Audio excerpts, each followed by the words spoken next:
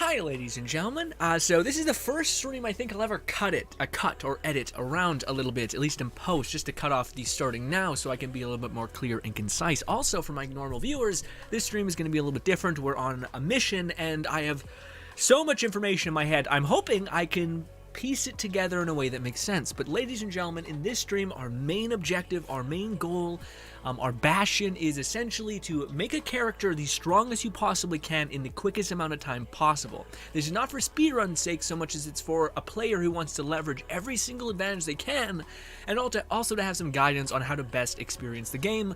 And this is kind of a good benchmark to drag you along the path to get all of the things and to solve all of the problems you don't know you're going to have eventually. All the questions like how am I going to get stronger? What's a good weapon to use? What's a good like a fallback place so that I can get better? Also, for anyone who's popping into the stream down there, I love you to bits. I hope I can talk to you more, but this is going to be an odder stream where this is just like a mental thing to if I can actually pace out and memorize everywhere where I need to go. So forgive me if I'm not always be able to respond to everything you say. Also, I have a headache and I think I'm going to wreck by allergies today. But let's hope I can stay a little bit focused to where I can actually show you guys what's good and what's happening. So I've started a brand new mage character. The only thing that I have done, which has not triggered anything. In fact, I was very careful about touching the certain grace points so that you guys would have a one-to-one experience except for one thing. I ran around the entire map trying to touch as little graces or points of grace that I could so that basically I could see where I was going, kind of map out, okay, that's there, I gotta memorize that's there. Oh, anyways. Also, you can only put down 5 points on the map. I thought you could do unlimited. Yikes. So I had to map out all this in my head. Rough. Anyways, the only thing that you guys are going to basically have is, well, I'll show you guys when we get up here. But basically, you guys will have this, like, gray fog everywhere, and you'll usually see, like, roads. And then you'll see these little kind of, like little pyres. They kind of look like this, except they're more like a stick, basically, or like a tombstone, or a glyph.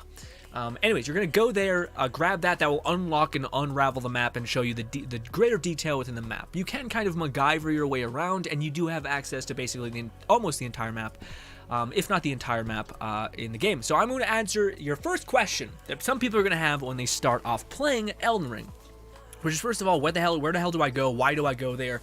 And ultimately, how can I get power? Is the thing that you're eventually going to come across, I think, because you're going to fight a boss, you're going to think, oh shit, I don't have enough strength, or how do I farm, or I keep dying to the same enemies, what do I do? How do I aid that? So, first things first, it's a pretty important marker, is you're going to want to talk to this guy right here. The reason why he's important is because he's going to be tied to one of the best end game that you can do almost early, as long as you're able to kill, I think, the first boss, which we're going to be able to do, I'd hope. We're going to do that easily because we're going to leverage such a huge advantage. And yeah, we're just going to walk over here. By the time, or when you spawn, it'll probably be daytime, probably won't be night. You're going to head over here, and because it's night, we're probably going to see a certain witch, which is not what I want, actually, but is what it is. Anyways, please don't be here, please don't be here. She's not here, okay. Okay, so you're just gonna touch this site of grace, you're gonna kindle it, and then you can rest on it. That will reset all of your flasks, all that stuff. This won't happen. This will not happen yet. Stop it. She'll talk to you. She'll talk to you eventually. You will not see this lady yet.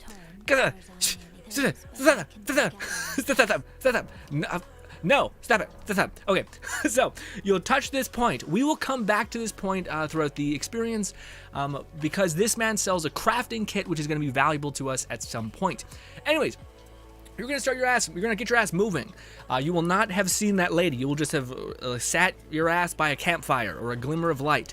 You're going to have to get used to doing one thing, and that's running by a lot of the enemies. It is relatively pointless to get aggro just because most enemies don't give you that much stuff. And it's specifically better to farm them if you're trying to get specifically something after them, utilizing things like the wiki. Anyways, so we're a man on a mission. We're going to go all the way forward here, and we're going to touch this grace, this point of grace up here. There's a bunch of enemies. I would suggest just avoiding all of them because, again, we're trying to be the most efficient you can. If you want to pause the stream and run around over there and shit, you can. And kill some stuff, die a little bit, it's fine. Get your bearings, go for it. But you are going to need to touch 3 grace sites, which you touch the first one when you exited the hill. You're going to touch this one, and at this point you should have that lady pop up to you and say, "Do you want me to be your maiden, you hobo? You fucking loser idiot who doesn't have anybody, sad?" Anyways, she's going to say, "Hey, I'll be your maiden," and she's going to, if you say yes, she's going to say, "Cool," and give you a little horsey thing to run around on. Now, I already touched some graces, so I can get my ass moving throughout the world space. So you'll have this, you'll be able to equip that ring, and you'll have summoned a horse. This makes your traversal, so good. Now, where are you going to go from here? You're going to book your ass this way, and specifically, you're not going to see this on the map, you can just follow in my footsteps, but we're going to basically go to this bridge, and then we're going to go up here to this church. And then there's a little thing behind the church, which is going to take us to your basically bread and butter, early game farm, but not the place that you may have seen before, although I'm sure if you've jumped down the rabbit hole in terms of progression, you've known about this place. Also, touch any and every grace on your way there. You will have to get off your horse. So jump off your horse, touch the grace, and you're good to go. And now we gotta hoof our ass all the way over to the one place, and yes, also if you see any like trees, like glimmering light trees, not those ones, they're like tinier, they'll have a seed basically that can increase your flasks, which I have also. Meanwhile, I ran past like 6 of them already. I ran past 6 of them, and it's rather unlucky, but I didn't grab them because I didn't want to do anything that you guys wouldn't already have to do or see. You guys can kill this thing if you're mage. It's super easy. Those pill bugs, stop it. Those pill bugs drop something called Ashes of War. Ashes of War are incredibly helpful. Also, you can run past that boss. If you get hit, just respawn, get past them, you're good to go. Take a left at that bridge, and we're going to be heading this way. Now, yes, Ashes of War are basically things for that can upgrade yourself or do special things. A lot of them are tied to the warrior playstyle, so us doing our perfect mage run, we're not going to do too many of them or use too many of them. Sorry, I have a gnat flying around me. But let me just check, are we going the right way? Yes. So we're going to go down here. What was the other thing I wanted to say? We are going to be leveling up our weapon a ton. We're going to be getting 1 Ash of War that is actually very, very important. It is probably single-handedly the most broken Ash of War in the game. I hope they don't patch it, because that would be rather annoying. But the farm and methods at hand are still available. It would just make it require you to farm more levels instead of just have this overpowered Ash of War. They can dunk on the world. You can go there that way. I wouldn't, because there's a bunch of enemies in that little cave thing. So we're going to go ahead and go around and be good to go. And yes, also with good Godslayer. Hopefully having a lovely day. How has it been? Also, Fluff is maybe possibly here. Also, Sparks is also here. What's good, my dudes? Sorry for not being, such a chatty something. I just wanted to see if this was possible. I have had headaches because of me reading Wikipedia things, watching videos, and trying to consolidate a bunch of information. Avoid the giant fuck-off god enemy right there. Especially when you're just starting out. Everything in this entire world will rip your throat out. So we've made it to a church. Now, whenever you see churches in the game, it is paramount that you go and see them. The reason why is because of this specific thing right here. This is going to basically amplify your vials. So you have magic potions and you have healing potions, and you can we'll talk about scaling those in a minute, but basically that makes those more potent. So when you go to a church, you go to their statue, you pick up the weird thing, you have to imbue it in your actual flask, and then you'll be good to go, okay? Now, this is something that's also really important. This is something that you get here and is valuable throughout your entire playtime. Essentially, you've just unlocked something called the Flask of Wondrous Physic. This allows you to make a free potion that does many things. It can give you a bubble that allows you to tank a free shot. It can increase your intelligence to make you absolutely obliterate things. And then there's some super endgame broken ones which allow you to basically not consume magic for like 5 seconds. And there's some spells that are unending and rip apart your mana pool, but also do high damage, basically making you able to one-shot the world. Anyway, I don't know if I touched this grace point. I didn't. Okay, so here, we're still in the grace point, okay? You're going to take a bend over here and go to the back left of it, into the pond. So as soon as you see the river, follow the river this way, to the back of it, I guess. And you're going to see a little wispy thing here. This is going to take you to a map or an end game-ish area where enemies will give you a shit ton of experience if you're able to kill them. Now, you will not be able to do fuck all, probably. at this point to enemies, but luckily there is a specific version of this farm that you don't need to understand how or even can defeat these enemies. So these little black, globby, weird Reaper looking enemies, those are the enemies that you could farm in one of the farms that I'll eventually show you. I just argue, or I'm not even sure if it's really worth it, because you're just better off killing Galdric, getting the best possible. Arsenal, grab this, grab this golden seed. With a certain amount of them, you can increase your flask capacity. So the church little things, trinkets that they drop at the churches, those increase your potency, and the seeds let you have more potions. So yeah. Anyways, you're going to want to touch this. I already touched this just because I wanted a point to respawn if I ever did die and not have to run this whole thing again. You're going to hook up here, and you're basically going to make your way down to the other way. So there's a bridge there. There's a tiny bridge right next to it, and you can see that tower. That's where we're generally heading, but you're going to want to get distance down, down, down, down, down, down. This right here, you just step on this root. Don't break your horse's legs. If you do, there's a respawn point. We hit it. We should be okay. There's bombs. Stay off of the road. You'll die. Also, I done goofed. It's nighttime. If you see that thing there, that's because those guys summon on bridges at nighttime. Let's see if we don't die. We're gonna die. Oh my god, no, we're fine. We're fine. Run. Run, sprint. Sprint a lot. Keep moving. He's gonna be on your ass. It's rough. Hopefully we can touch his grace point and be okay. Oh god, oh god, oh god, oh god, oh god, oh god, he might be still on me. Quickly touch the grace point. At least touch the grace point. Okay. And we're gonna probably get killed. Hey bud. Hey bud. Okay. Okay, good. He did fuck off. Okay. So, we've activated this grace point. This right here, my friends, is your bread and butter. What? Butter? Anyways, butter. This is your bread and butter farm that everyone should be doing, especially when they're just starting off. Essentially, there's this roly-poly bastard that's going to try to crush your whole face, and you're just going to look behind you, and he's going to summon in, boom, and you're going to jump to the left and sprint, and he's going to kill himself, boom, awarding you 2,000 runes. Nothing. We didn't have to do a goddamn thing. 2,000 runes in the bag. Now, another mistake people make is running back to the grace point. You're far better off just loading in there. Bang. Oh, Raj is here. Oh, Raj, I always like talking to you, but we're a man on a mission today. Forgive me. Anyways, to do that, it's a little bit faster, and then we just do the same thing. We go down there. We trigger the ball. This is something that you'll get better at, so don't worry. Again, right around here, you want to look behind you, get ready for him to spawn, and then dodge at the last minute, and he'll kill himself. And you'll just wait at the edge, boom, 2,000 again, and you rinse and repeat for a hot minute until you're ready to have enough shards to level up yourself, to level up a weapon, to buy some of the things from the various vendors that I will eventually introduce to you. Yes. But, ladies and gentlemen, we got a farm route. So this is basically your key to power, key to runes. You'll be able to hyper accelerate your advantage just by going here and putting a bunch of points into a bunch of things. Whether it be experience or whatever you choose. If you're playing a mage build, intelligence is very good, just scales up your damage. Dexterity is good because it increases the spells that you can cast faster, essentially. So you'll be able to get off your high damage spells quickly. Faith is good at a certain amount, just so that you can access to certain spells. Usually 20 faith is about the max you need for some of the spells that are faith and intelligence based. And vigor is always really good. Mind is always good. Endurance is good, especially when you get to endgame, because there's certain armors that look dope as hell, give you decent resistance, and it's worth throwing some points into endurance.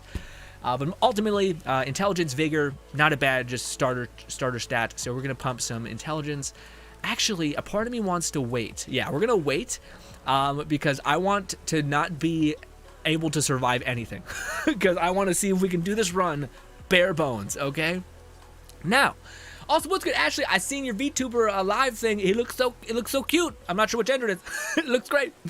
Anyways, so now, ladies and gentlemen, we are going to start the process, hopefully, of getting access to another endgame area in this area, as well as getting some really powerful things from mages specifically. Okay, so why can't I zoom in? There we go. So we are going to first, this is the first thing we're going to be doing in terms of getting power as a mage. We're going to be getting and skipping this whole tower.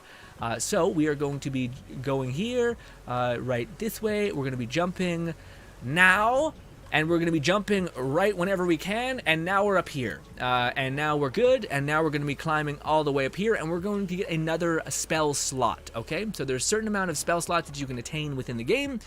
This is a way to kind of cheese yourself into a quick memory slot free of charge, which is pretty dope. You can either summon your beast or do that, it doesn't matter.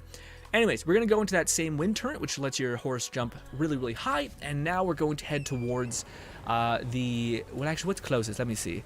This is the meteorite staff this way, as well as meteorite power, and then the special this. No, this is closer. Okay, so we're going to go to that. We're going to go to marker 4. So you're going to climb up this thing. Whoosh, just get on this hill just because it's easier. You can pick up these things if you want, but ultimately the runes are kind of pointless just because of the method I just showed you of how to get many more. That'll take you, take care of you for a long time and have you sitting pretty for a hot minute, okay? Now, we're going to go around this glorious tree into another jumpy portal wisp thing that lets us get hella height. And then we're going to make our way and maybe die a bunch. Oh, Christ. Okay, you might want to be a little careful because apparently, you know, Thor is ripping our head off. But anyways.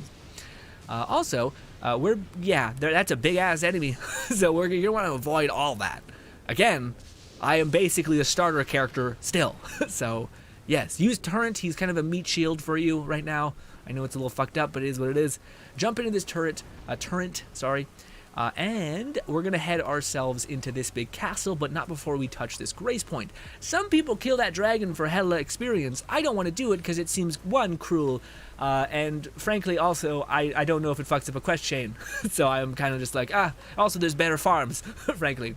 So we're going to touch this site of grace, and now we're going to try to MacGyver our way in there and try to live. This is going to be probably a little rough. Yes, you can die a lot in here and just try to be okay. Also, it is hella dark, but what we're trying to get is in there, but also mainly... Oh, that's my whole health bar. Oh my god, that's my whole health bar. Let's see if we're able to make it happen. Climb, climb, climb. Climb! Oh no, I'm poisoned. Nope, we're dead. Okay, see, rough. Rough. You gotta be a man. You cannot pause and look around. Just gun it. Okay, but we need to make our way up that ladder. There's going to be a chest. That chest has a half of an amulet, and you need 2 of these amulets in order to get to the end game area ahead of time. So that's what we're trying to get. We're just trying to basically queue up our success to get all of the shards to level up our weapon, as well as get a really, really good Ash of War. Yes, I am talking way too much on a string, like a string of words in my brain. I have a headache, dude. It's rough. It's rough out here. I'm going to have to take my things. Run! Please, we might need just enough health to be alive. No, we're okay. Maybe. I talked maybe. Nope, we're maybe dead. Stop it! Stop it! Is it going to detonate? Roll! Get out of that me. Okay, we've done it. This is the main poopa. The big poopa that we wanted. Okay, so we got the right medallion. Don't worry about how to pronounce that. It's a nightmare. Anyways, so now we're going to go ahead and make our way to the very back of this, what is it called? Horrible place. There's going to be 1,000 things trying to kill you. This is going to be really hard to show you, I imagine, and see where everything is. We're going to jump over here. You're not going to stop for anything because everything will murder you here, especially the rat, the big giant rat that you just seen. Get down here, and now we're good to go. You can die a hero. All right, go ahead. Bang, dead. Okay, so we've got a really, what that is, by the way, is that's a really good amulet. So it's like in the game, very hard to get a somewhat okay amulet. What's good, Lone Syndicate? What's good, everybody? Again, if you're not aware of what I'm doing, I'm trying to make a really good live stream guide, and I also want to just see for myself if it's possible to get stupid amounts of advantage in Elden Ring so that you're basically queued up forever, okay? That's what we're doing. So you're like, Grin, you're kind of going a mile a minute. I know. That's why. So now we're going to want to make our way into this tiny building, if I'm not mistaken, this, and then I believe it's here is where the other gravity thing be.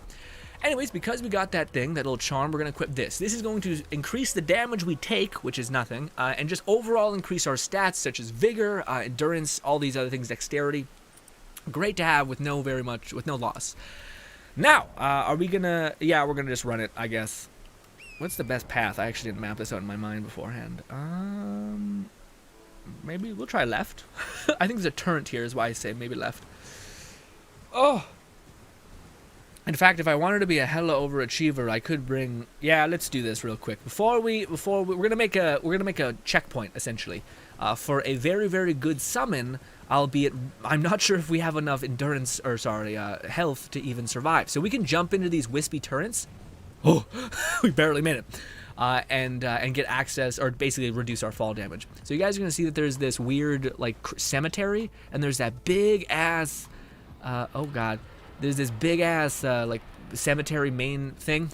We're gonna go right behind it, and we're gonna hit this stone, this big ass stone. So this is a fake stone.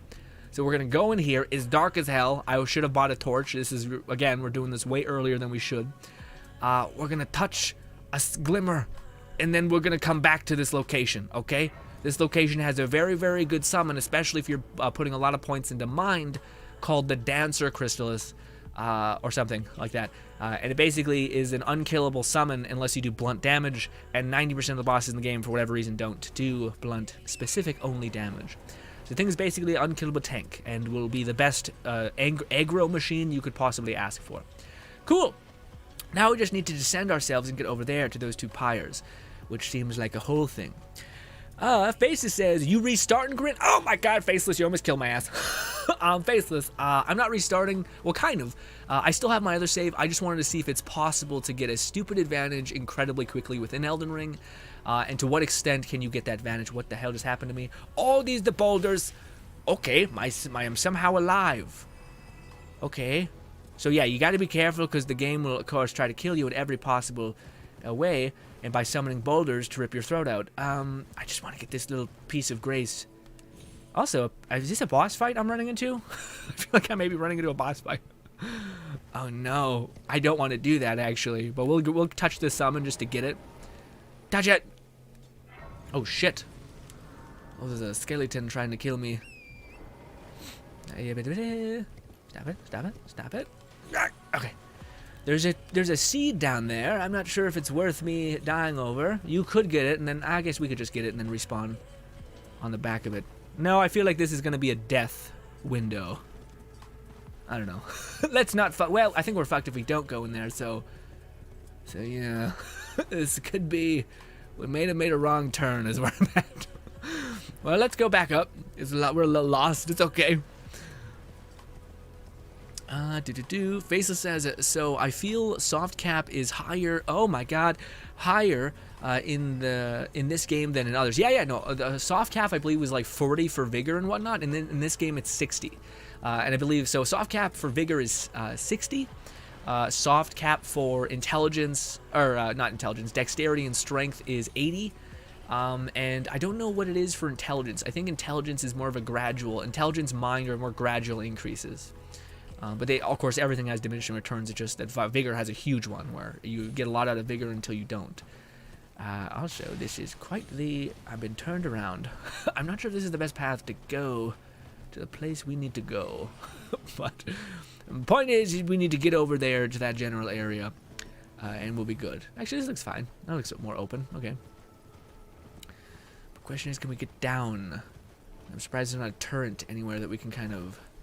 Yeah, there's that. We could kind of use that as a stepping stool. Also, we'll... Okay, come on! All right!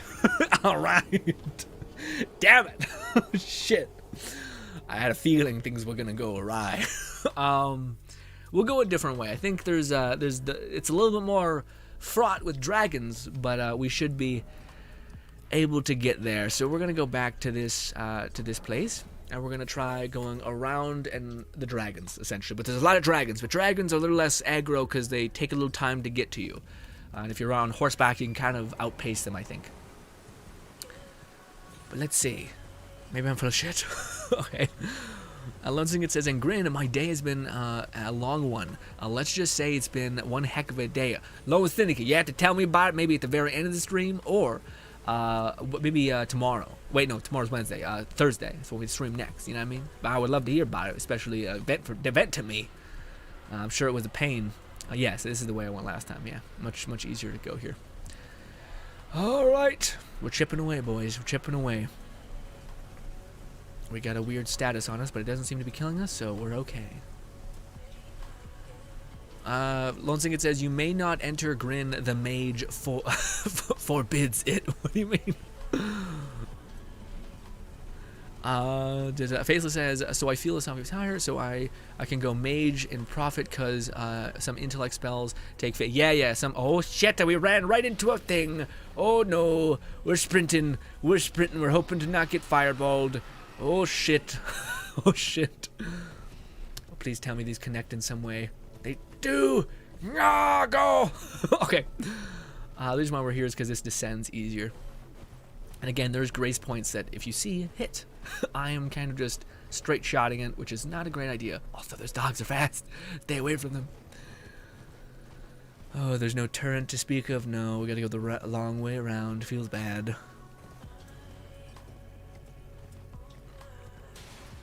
The guy that... oh, I see. He was my future mage self saying I cannot pass. Great. What's good, Big Stone? Big Stone says lol. Godslayer says, I would say best way to help others is kill bosses. No, we are gonna get to the point where I'm gonna show you guys how to just because I want to check off this area.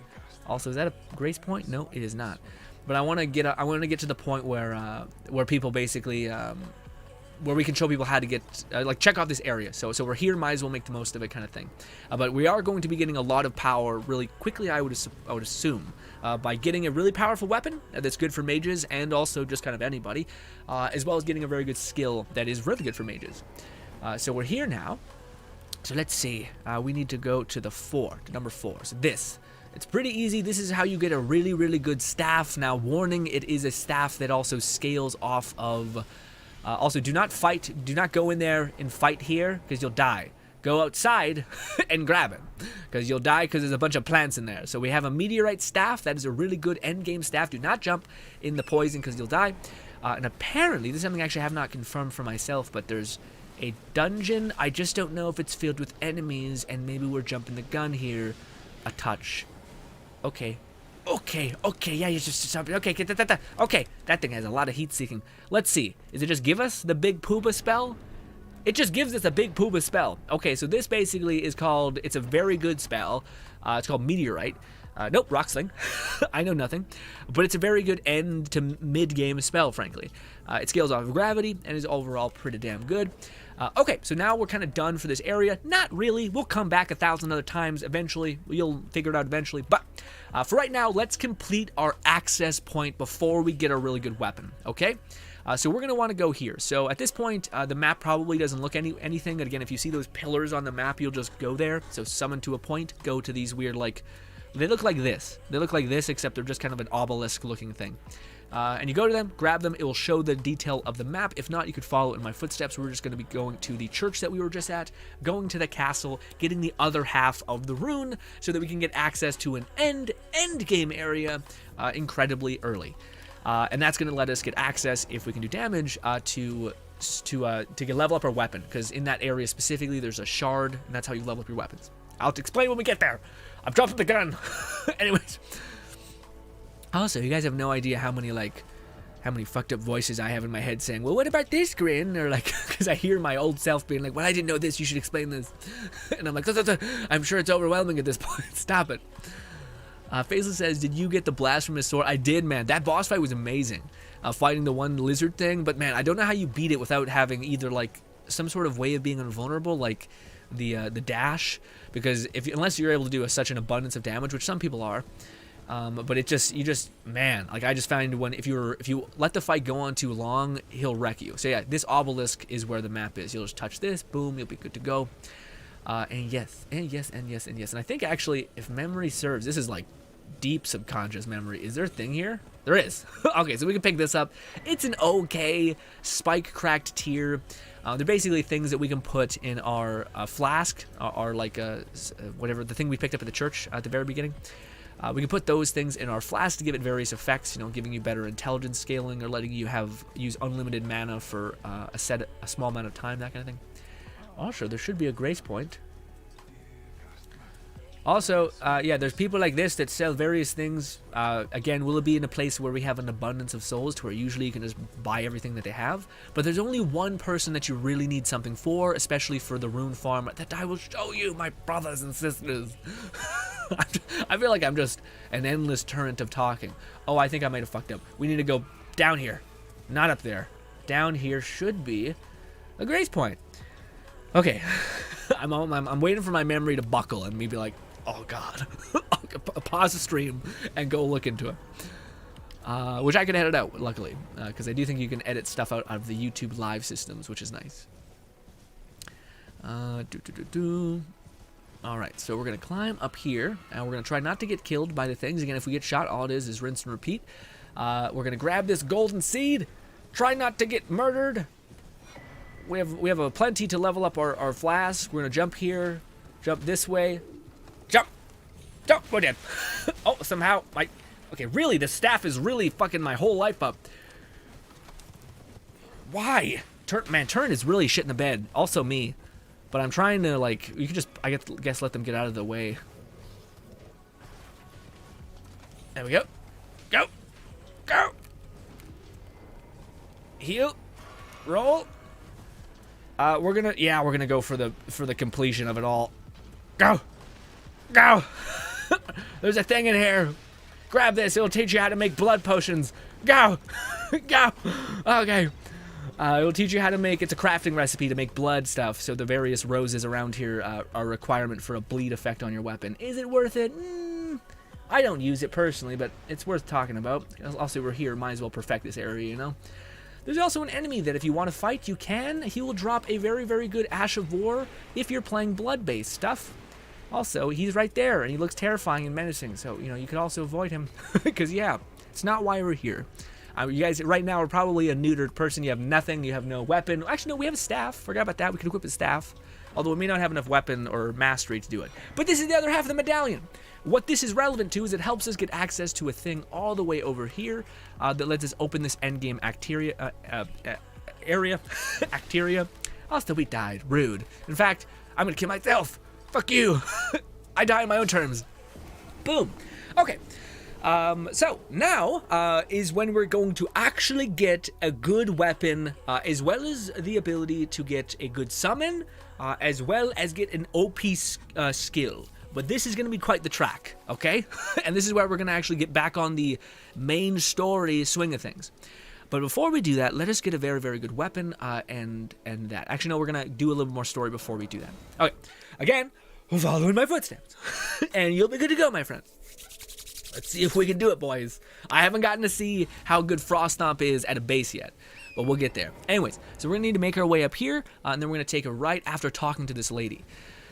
In fact, we could make 2 pit stops before we go and get our sword. There's going to be a thing that tries to kill you and jump on you right there. Be careful and don't be in the area, and you'll be good to go. You sprint by everything. Again, this is a skill that you're going to need to hone and sharpen. It's a skill of batshit running away to save your hide that I perfected in a game called Let It Die.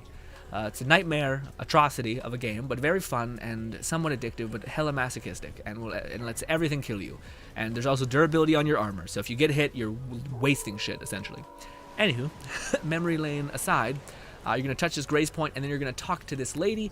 Contrary to what people say, you just need to talk to her as many times as you're allowed, and that will detonate her being able to run to the random, the Knight's Hold, which at this point, with you touching all these grace points and you sitting down on them, you'll eventually get that lady talking to you about, hey, do you want to go to the Knight's table? And you can if you want. It just, I haven't done it yet because I haven't needed to do it yet. Also, you can come up there and, again, grab everything along your way unless it involves you dying. Like, if there's a bunch of enemies, avoid it. Also, that stone key is something that we're going to be able to use. And if you've already used it, there's another stone key that you can get. Pick up item. Okay, you know what? Hey, we're gonna go to the stone. I might have broken something. Uh-oh, I ran across the map, but maybe that was enough to break the game. Yeah, hey, do you take me to the I just want to see something. Take me to the place. Oh no. Take me to the place. We should be good. This could be rough. Maybe by me trying to like open up my map to show you guys, all that would change is you guys, your person would be there. So where that rose was that we just picked up. Okay, good. Oh, thank God. Okay, she's right there. Oh my God. Okay, she's right here. She's right here. We're gonna talk to her. We're gonna talk her up. So she would be there if you didn't run across the map like I did, just to kind of be able to see where I'm going. Whew. So she's gonna tell you, my name's this, I work for the Two Fingers, I'm gonna tell you about all this kind of crazy shit. As Dark Souls goes, you're gonna have to keep talking to her. She's gonna, oh no. Okay. She didn't give me the jellyfish. Can she become a spirit tuner, guys? Did I done goof? We'll come back to this. Okay, the good news is that you won't have this problem. It's just a problem that I had because I ran around and opened up my map so that I could see where I was going. Great. Awesome. Anyways, you won't have this problem. For you, everything stays the same, except she will be in that little hut. You gotta leave and come back. Okay, then she'll be good. Okay.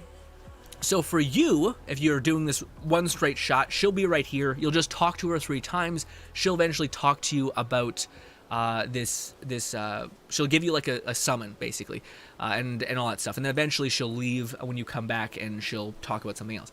Anyways, so now we're gonna go get ourselves a quick awesome summon, and like she's gonna give you a jellyfish, which is not even close to as good as the thing that we are about to get. Is this right? Yeah, we're going the right way. So we're gonna go get ourselves a very, very good summon, and yeah, also I don't know if I can equip my gravity sword because I think I need a lot, or my new staff that we attained, because I think I need to have a little more intelligence because I haven't actually grinded experience yet. The reason why is because the gravity sword is good, but not as good, I think, as the weapon that we're going to have with the skill that it's going to possess. And it's going to be quite the trek to get both, but it is going to set you up for absolute success in the future. So I would say it's worth it for most people. But yes, we're going to go and get a very good summon, so you're just going to go around, follow my exact path, and you should be good to go. This, I think it's, oh God, I have to snipe the right little glimmer. If not, we'll just die a bunch here, and it's fine. Okay, that's right, we did. We got the right thing. So this is a spirit summon that's really, really good. Basically, these are they do blunt damage, they protect themselves, they block. It's kind of a beginner summon, but it's still good. It's pretty cheap to cast too. And overall, it's just a really good summon to, of course, take. Also, there's some other stuff there you could grab if you wanted. I don't really care. Everything's pointless when you start doing this endgame farm that we're hopefully going to get access to in this stream. If not, then, oh, God damn it. Anyways, we could travel back there, but it's fine. Flacer says you can also kill the big white dragon if you got a basic blood weapon. I know that, Faces. I've seen people do that, but my thing I'm a little worried with is also, am I going the right way? No. Okay, so we want to go to the right. So that's where we just spawned in. You're going to want to follow this route, or this road. Let me see, is it just literally follow the road? Okay. But yeah, Faces, I've seen people kill the dragon. I just don't know if it's attached to an ending or something, because it seems like it would be. Also, avoid. Again, that's a bad person. It will wreck your whole thing, so be careful. But yeah, I'm not sure. I'm sure people have confirmed at this point whether that killing the dragon has a negative effect. But I don't know. He just looks like a dragon just sitting down, just like a mother hen, just chilling, you know. Why do I gotta be the McDouche who goes up and just starts hitting him with a? He's not even fighting back, you know. Like at least with the little barley thing, those enemies, that man's trying to get you, and you just keep goofing on him, and he's just trapped in an endless hell, you know. And I feel better about that, emotionally, frankly. Faceless says, you don't think it's attached to a quest? Yeah, I don't think so either, frankly. But I still just think, again, I don't know. Like again, there's a much better farm, like that's silly good. So I don't want to do too much. So we're just gonna try to make our way down this hill. I think this is not where it is. So yeah, we're gonna jump in a place that we can survive, which I think is here. Okay. So, where it be? There. So you guys can see there's a little glimmer. So we're going to go get a very, very good weapon that scales off of your intelligence, a little bit of strength, and a little bit of dexterity. But because it scales off of intelligence, and because the skill that we're going to get scales off of intelligence, it's just a match made in heaven. Although maybe it doesn't scale off of intelligence. We're just going to force it to do that. Maybe. Also, this is a place that you're probably going to die a lot because there's a lot of zombies or skeletons. And we're going to also be trying to collect gravewort. And yes. So, we're going to take a loop down here. There's some gravewort right here. This will level up your summons, some of them. Some summons require different shit.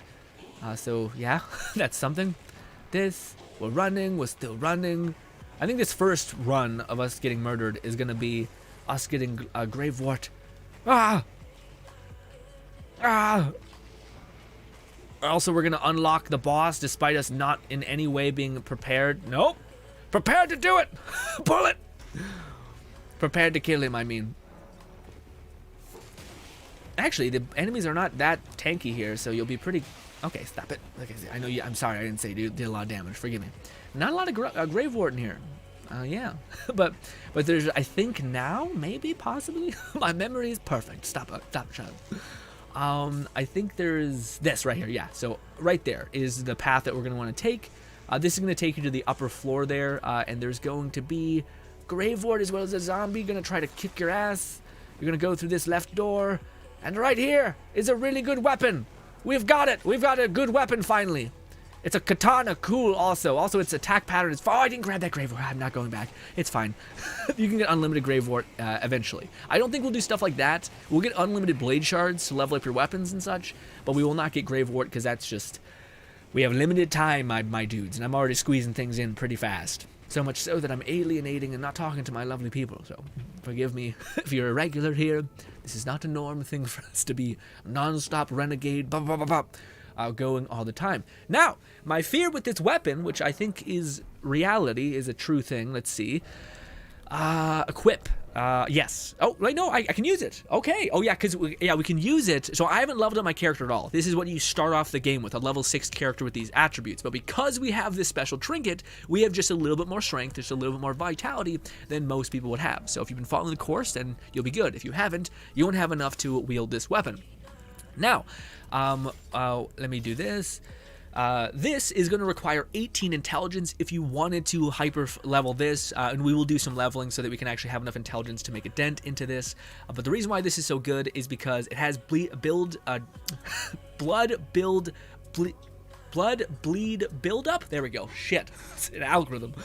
And this basically is just gonna do a good bit of damage in a burst. So you're gonna be applying a blood status, and when it detonates, it's just gonna rip a percentage of the enemy's health out, which is really, really good. And it's also a weapon that is one of the few weapons that you can actually affect / put a weapon art on, or a weapon skill on. So now that we have a good weapon that's a good stat stick, which is essentially what I was trying to say with this weapon, is that it's a good stat stick. Now we are going to make our way. Well, we have to leave the cave because it's like, oh my god, you're trapped. And I'm like, what? But now we can leave the cave. So now we are going to make our way into another region. And this is going to require a lot of running. This is going to be a good bit of the stream. So forgive me. Also, by the way, I'll do it at the end, just to prove that you don't need a shit ton of healing items or anything like that. Or maybe you do. Maybe I'll get to a point where I'm like, yikes. But you can either go left, which will take you to Godric, the lesser boss fight, I guess. And then there's another boss. I'm not going to spoil it, but yeah. I might have to spoil it because we need to do that in order to get access to a really good mission. Anyways, so now we're going to be going past this point, and this is going to take you to a bridge. You're going to go down the collapsed bridge, hug the mountain, and that's going to take you to this new area. At the very beginning of the game, people thought that you actually had to kill Godric or the first boss in order to get access to this new area. You do not. So you're good to go there. Yeah. I'll show you. Might as well take this. It's going to give you craftable things. Nordic Warrior Cookbook. Would be really cool if they told you what that gives you. They do not. It's rough. You have to go into your craftable and be like, oh, that's new. Okay, cool. Annoying. Anyways, so yeah, you're gonna make your way up the left-hand side of the hill. And there's some wolves, so you might need to jump past them. And yeah, and you're gonna eventually summit and be good to go. We're also gonna hit up some churches, and dude, there's a laundry list of things to do. So again, we don't think you were done with just getting like a good weapon. Well, we haven't got a good weapon yet. Until we get Frost Stomp, it ain't necessarily a good weapon. You still got to get real close, and as a mage, you're not about it. You're not about to get that close.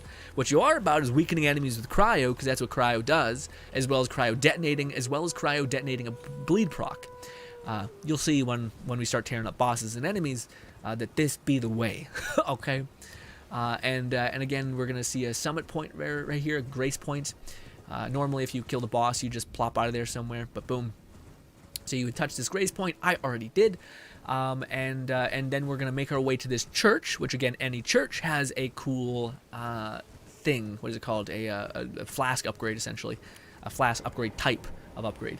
There's also a vendor here, which you could talk to. He sells very, very bad spells in this video. Hopefully, if there's enough time, I'll be showing you guys.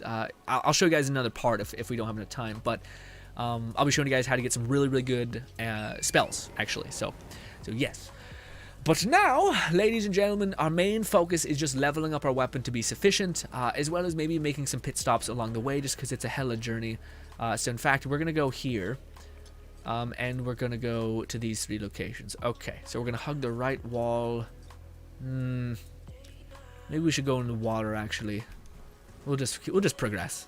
Hopefully we'll be in the general area. What's good, Fluff? Fluff says, it does tell you if you view it in the description. Yeah, but that's not the same thing. You have to open up your description or open up your menu, go to the item, then look. Whereas, like, if I'm already opening my window, wouldn't I just look at my craftables and see if there's anything new? Maybe you have a bad memory like myself, and you're like, I don't know what's different.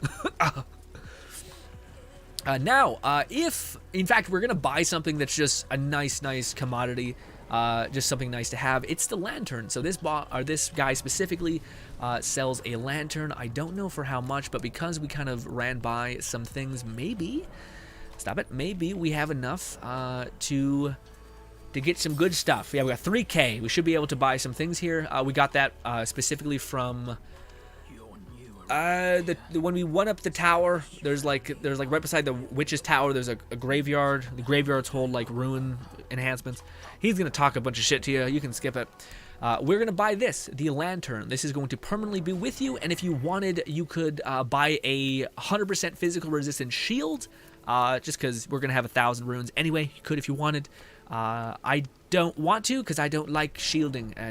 Bloodborne said, hey, stop it. You no longer hold a shield ever. And I'm like, okay. You dodge through everything or you die. That is the only course. And I'm like, got it. Will do.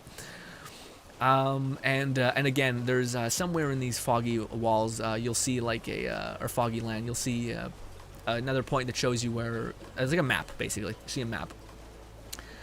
I'm debating whether we should just go straight through the swamp or go to the right. Let's go to the right.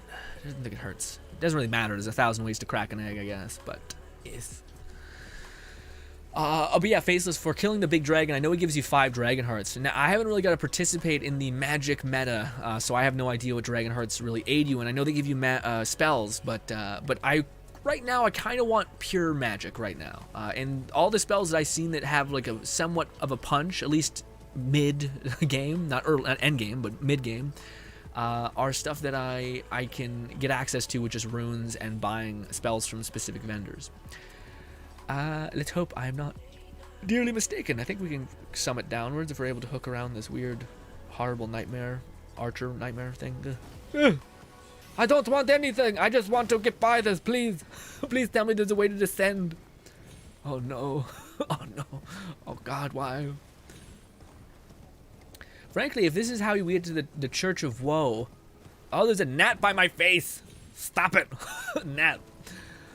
Yeah, because we want to get to this church because it's very good. It sells you really good castable abilities, which is nice. Because a lot of people will wait and like use beginner spells when I think you don't have to, but I could be wrong. But we already got Gravity Smash, which will wreck a lot of enemies.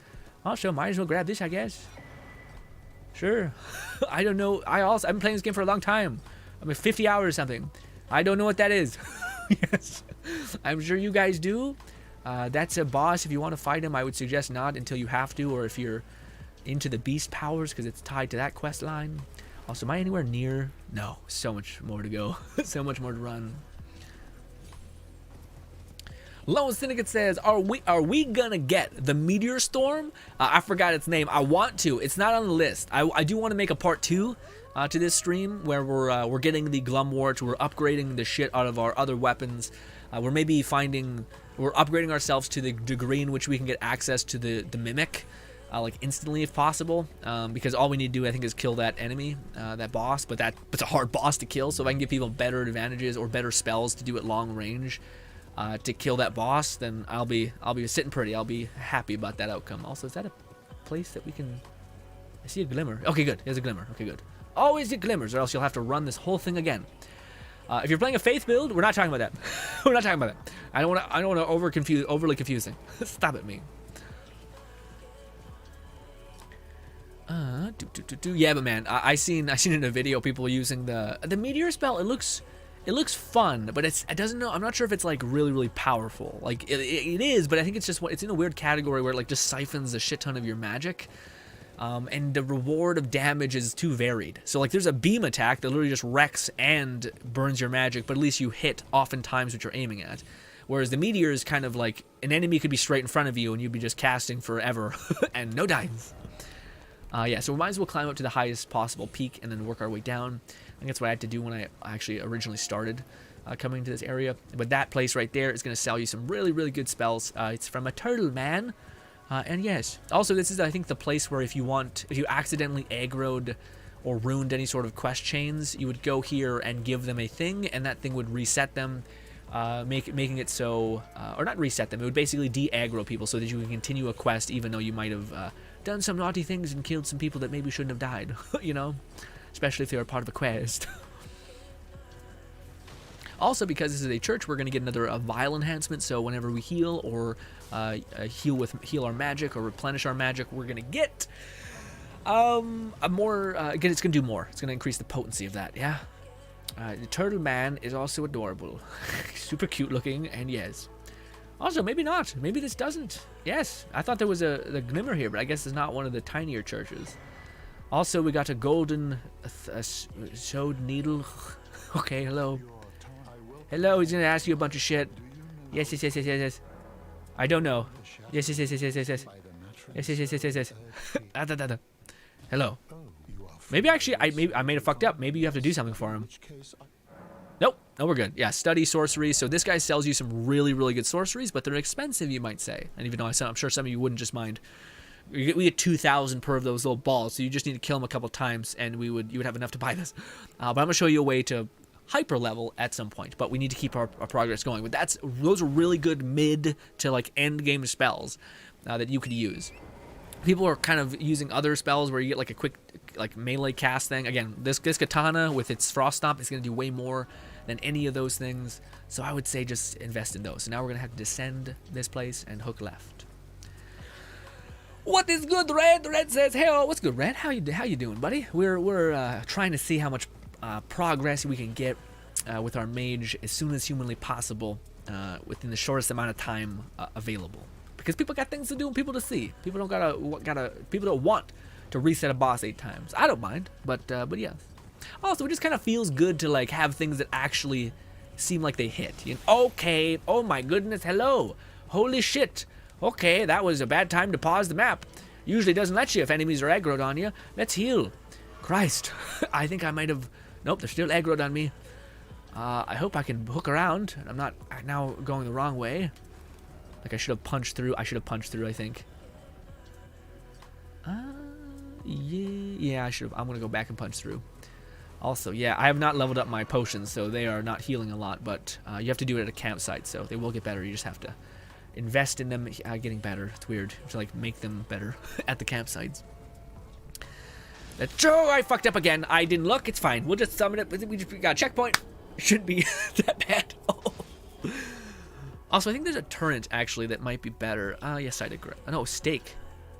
Oh, I hope that's close. Just as close. If not, we can just teleport, so it's not that bad. Ladies and gentlemen, let's get some coffee.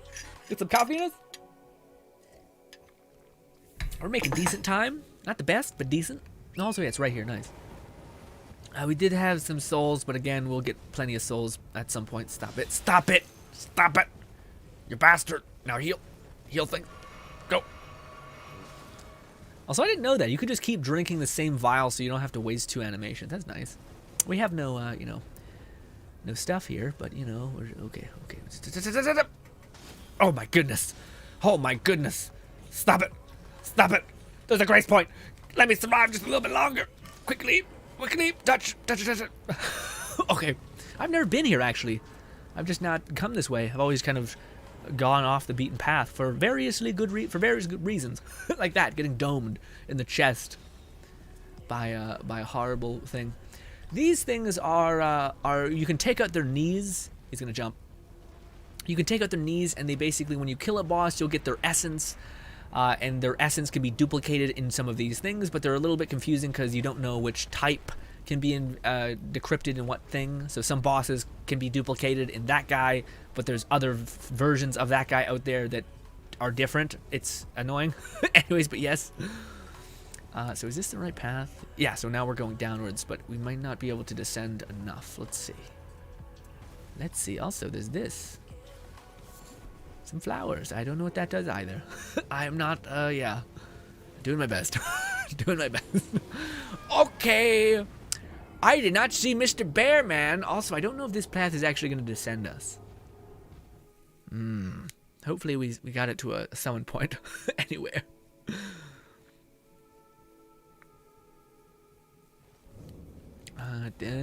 Let's see. Is that right? It doesn't look like we descend. Maybe it's best going this way and getting down. Looks like that might be the better way.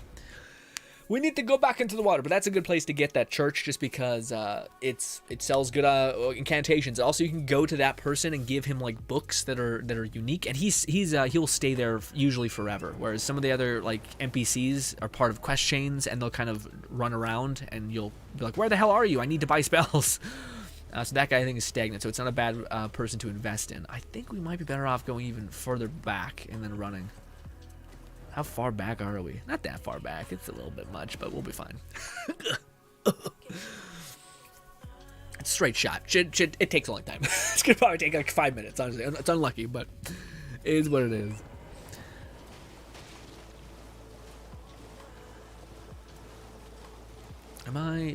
Okay, come on. I can't open up my map. A guy can't open up his map. Come on. Is that turret worth taking at all? I don't think so. Probably not. We just want to stay on the ground anyway. Red says, I can't promise I'll stay and watch though. Depending on what you do and where you go, I want to avoid spoilers for locations and enemies I have not seen yet. Ooh, that's fair. That's fair. I got eye on her weapon in Genshin. Ooh, nice. Ooh, oh yeah. Wait, you got eye and her weapon? Oh, dude, I'm jealous. Eye is so good. Also with her weapon, it's just like your match made in heaven. Eye's already killing it. Like I have nothing, and she's already like. Actually, I have a lot. I just don't have a weapon, but I've got really good artifacts. I prepared for a long time, but yeah, no, she's one of those characters that to me, man, I like out of all the characters that I've gotten, eventually when your main DPS kind of goes away, you're like, there's all that time investment. I have to move on now, even though I've like wasted all that investment. Kind of. It's not like really a waste, but it's kind of a waste. But yeah, let's hug the right side so we can stay on the. There's a lot more grace points towards the right, I believe, but we'll see. Maybe I'm lying. But yeah, no, man. Yeah, her weapon seems really like it perfectly like sequences in with itself, which is nice. So it just feeds back into the power that it gives, which is nice. Ooh, I'm not gonna say it, but there's a guy who can sell you like a limited resource, which to me is always a turn off with the limited resource thing. Maybe not. Maybe we can actually just talk to him and he'll sell his stuff. I don't know. Anyways, I don't want it. I don't want to be selling. Let's think it says, respec for getting her weapon. What do you mean? Respec for getting her what does that mean? What that mean? Oh my god. Oh no. Oh god. Is that a grace point? I see a glimmer. It is. Good. Oh, really, dude? Oh, that's why you always stray if you don't go straight. Oh, it's such a so far back.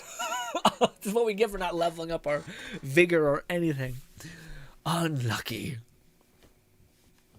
It's not that far back. It's like only a little bit. Actually, it's not that bad. Could have been worse.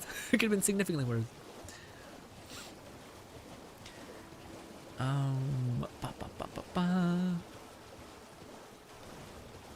I can't wait to get Frost Stomp, because oh shit, we just don't aggro the same guy we just messed with.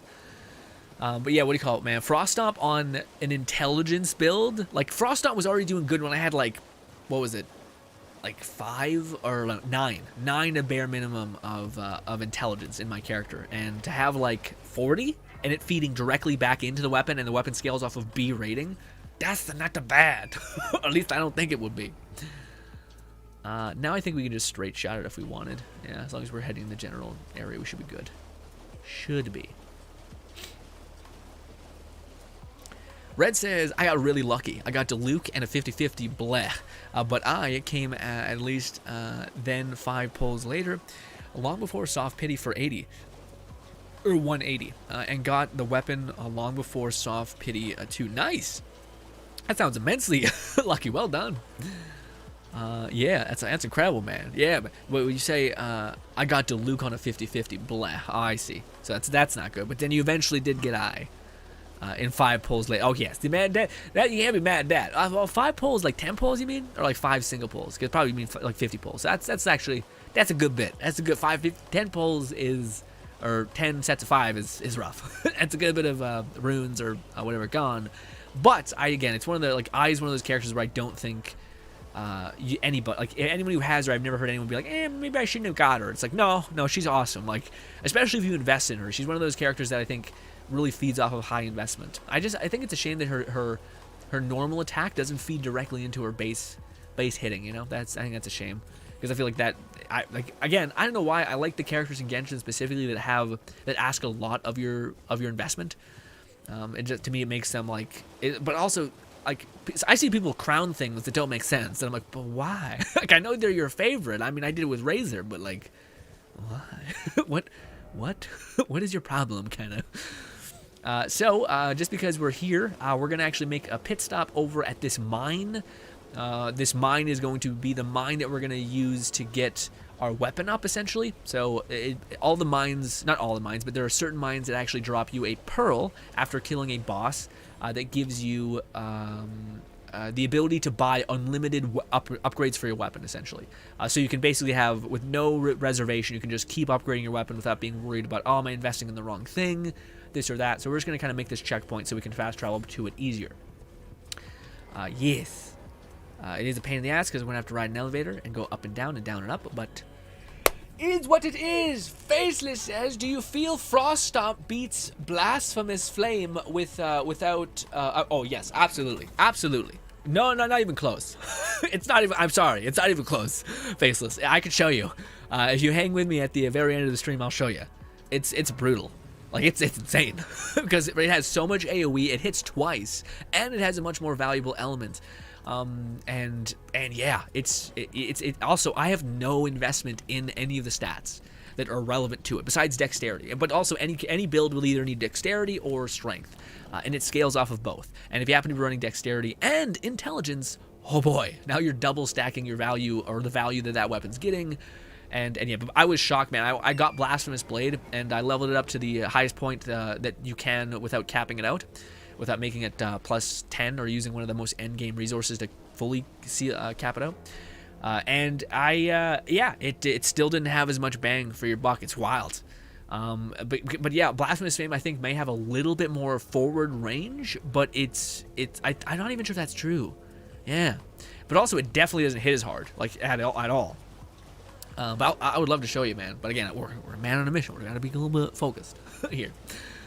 So with this one, this is kind of a weird thing, actually. Yeah, it's trying... Oh, shit! Oh, never mind. We can't talk about it. There's lightning. But we're heading towards this way, towards 3, north. But you need to be careful because there's like a cliff that if you go straight to it, you're going to be on a cliff edge. So you want to head this way because that's where the mountain starts, I guess. So you can climb up there. Usually whenever there's these, they're like sentries, so you want to avoid them. Those creepy things. No thanks. Bulbs, balloons, blimps. Also, dude, I seen something that was like the first time in the game that made me do a double take where I was like, ugh, yikes. But it was like I ran into this area, not gonna spoil it, but an area, and there was like a guy tied to like a torture chair hanging from the ceiling, who was like an alarm for these weird, creepy, ravenous dogs. And I was just like, I don't like it. I don't like it. So by the way, ladies and gentlemen, this area very, very much is the magic, the magic area. There's more magic areas. Don't look at me. But there's more areas that are more magicified, I suppose. But this is the main area we're going for Frost Stomp. I did hear about something existing here, which is really, really good. It's essentially something that we can put into our elixir that scales off of our intelligence, boosting our intelligence, boosting our damage, at least for spells or things that scale off of intelligence. So I want to make a pit stop and try to go there too. But please be a grace point anywhere? Really? Nowhere? Great. Awesome. Happy about it. There's also wolves, and there's also a bunch of mages that will summon around here. So just try to survive. I would prefer wolves that don't, summon heat-seeking projectiles that will rip your whole face off, Less of that would be a bonus. Also, I think... How did I get in here last time?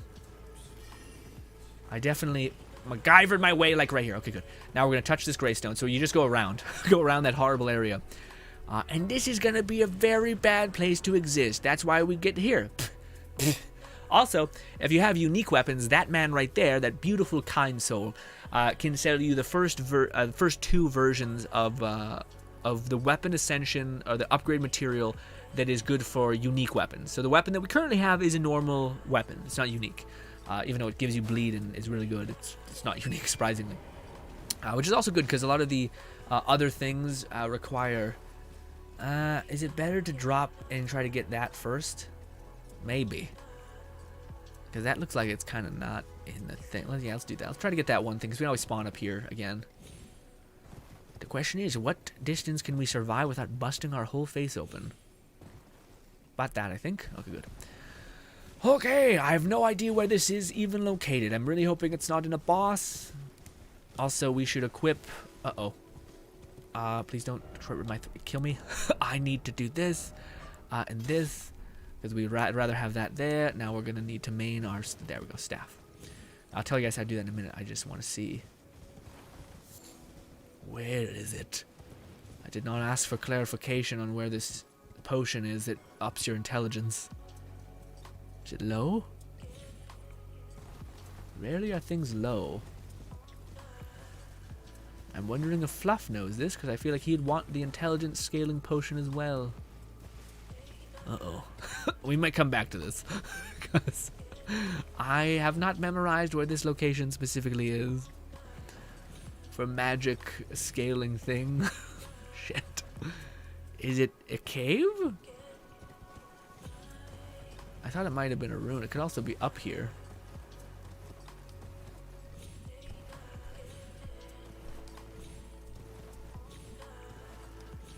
No, it's not up here. I might have to come back to this, ladies and gentlemen, because it should be here, but it could also be a roly-poly.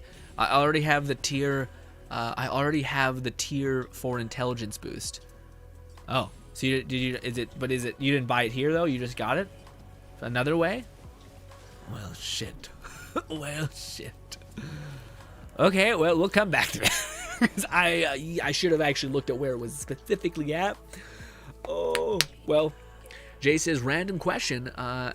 Do you have any book recommendations? I do, Jamal. I would say With Winning in Mind by Lenny. With Winning in Mind. If you just put With Winning in Mind to Google, it should come up. Also, ladies and gentlemen, we're going to try not to die here because there's going to be a ton of things that are trying to kill you. Yes. But I would say With Winning in Mind by Lenny Basum. I think that's his name. I would say 6 Pillars of Self-Esteem is also really good. Given you're willing to do the exercises. I would also say Disrupt You is really good. That's what I'm just reading. I would say How to Make Friends and Influence, or How to Win Friends and Influence People. I would say that's a fucking banger as well. And yes, that would be my suggestions right at the cuff.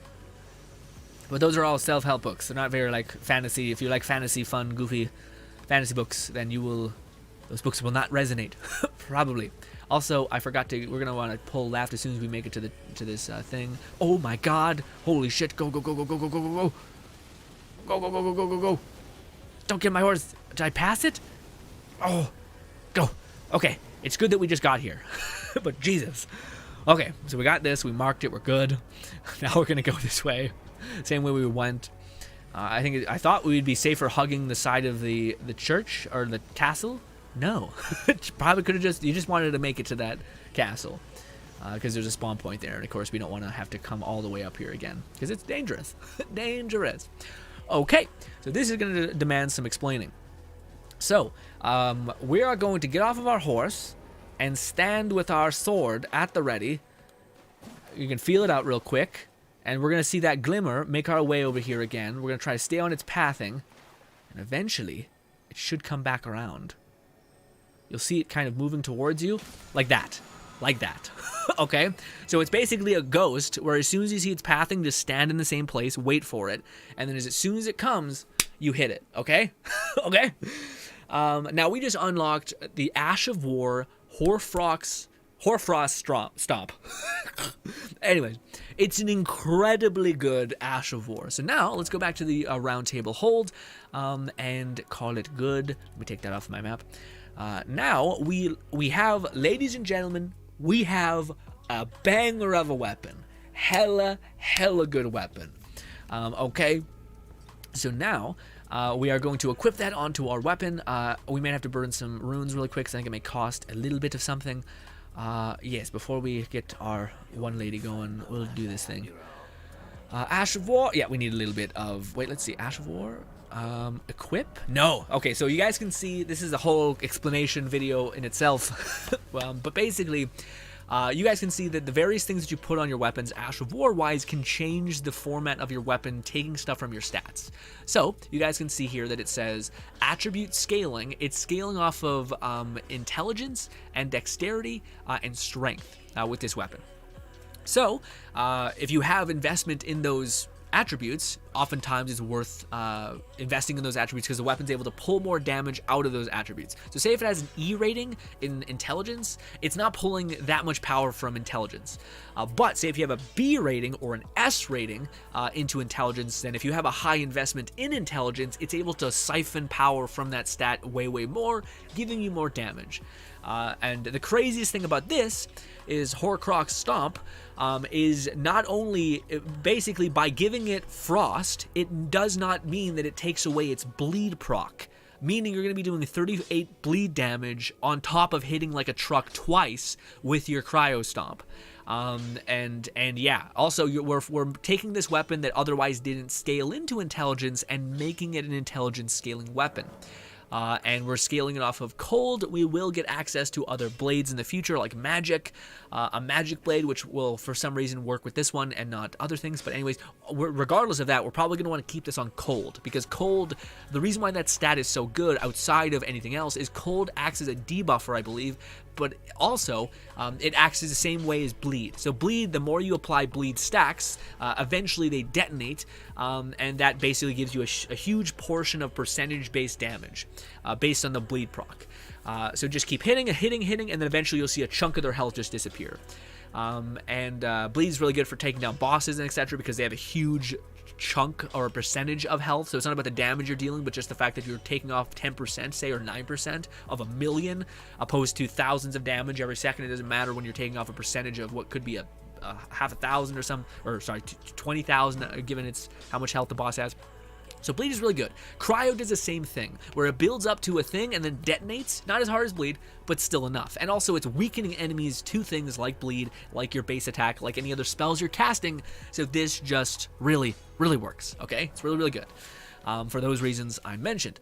Now, let's talk, let's try to get ourselves some spirit summoning. So again, you would normally have talked to this person a lot, and she would have probably given us... Pleasure to see you. Thank goodness. I'm still looking for my... It's not easy. Okay, well, okay, so she said, okay, no, I guess we don't get the squid summon. Unlucky. Anyways, it's fine. It's a shit summon. You would have gotten a squid summon if you just talked to her when I was like freaking out about her being weird. Anyways, so she's here now.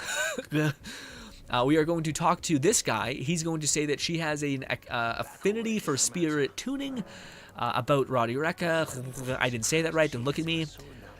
She has the potential to be a spirit summoner, whatever. And now we're going to go talk to her again, and we're going to tell him about what that guy said about she has potential in this way. And she's gonna say, or I tell her about what the blacksmith said. I should give it a shot. I never felt I could do this, or have a affinity for anything. Fuck it, I'll do it. And then we're gonna go talk to him, I think. And then I think when we come back to the round table hold, talk about Rhetorica. Yeah, she asked if she could basically set up shop by you, and you could teach her. It's what she wants. He doesn't believe you. He's a McDouche. Anyways, so we're gonna go talk to her again. I think actually at this point, I think you can just load out and load back in. She'll like be like, "Fuck you! I want to learn." Suppose I should try and ask Maggie. Yeah, so she's gonna ask him about that. So now that's checked off the list. We've done it. Okay, so we have a good weapon, and we have a really good weapon, and we've got a little bit more memory stones. But now comes just the base level of grinding. Okay.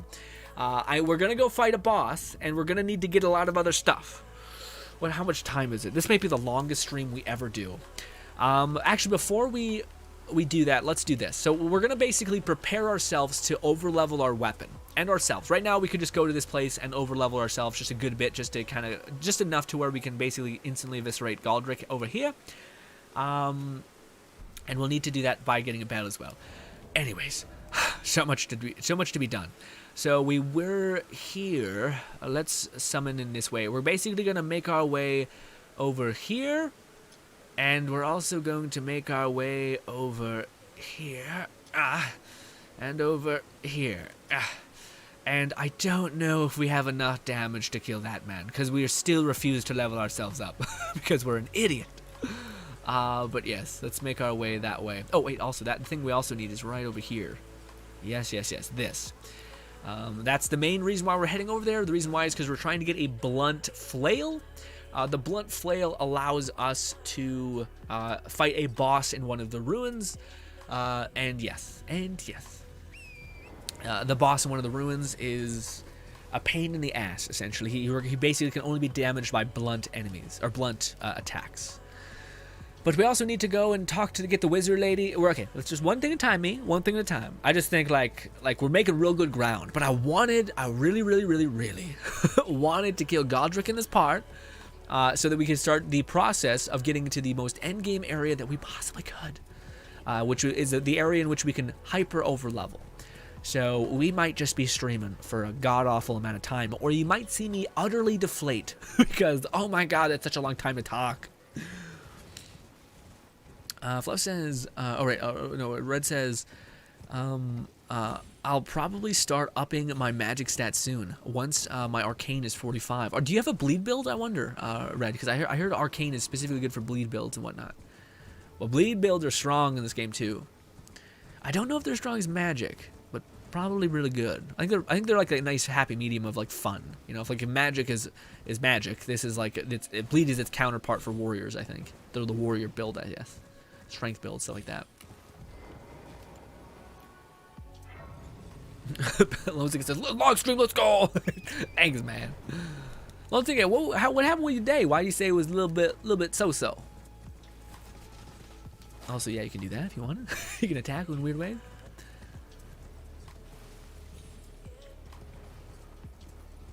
We're gonna make our way down here. Yeah, you can just run by most of these enemies, although they do shoot lightning bolts at you, which is rough.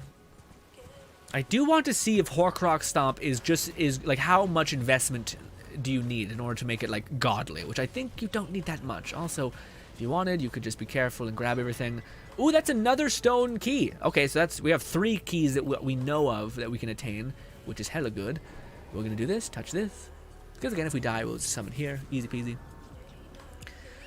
Jamel says, I plan to read many different genres, so I want to make sure I'm reading good books. So thanks. I mean, the good books if you like... Uh-oh, is someone gonna drop on me?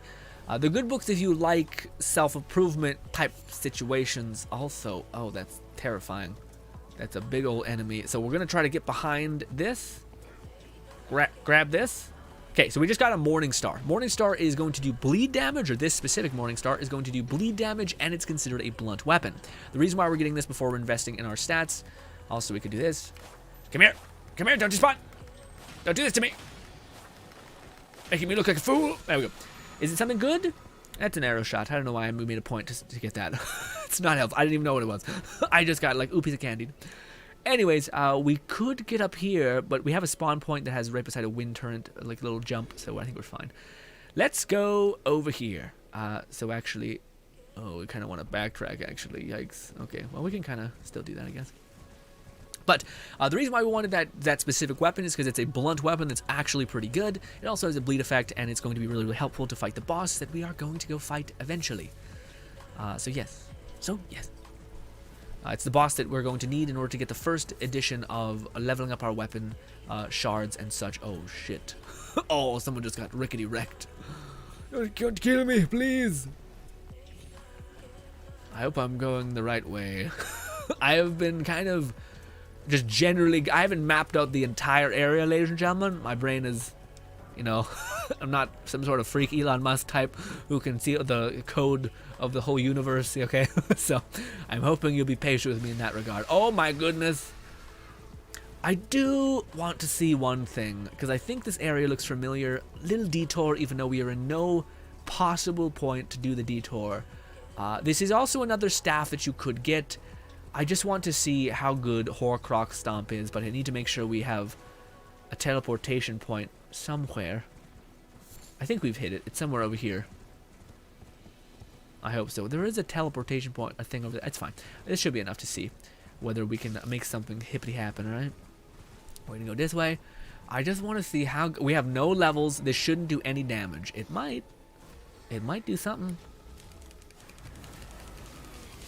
Nope, it's still insane. It's still the most insane thing I've ever seen. It's still nuts. Oh, but I'm a weak little baby. Run, run. Okay, we're gonna heal up.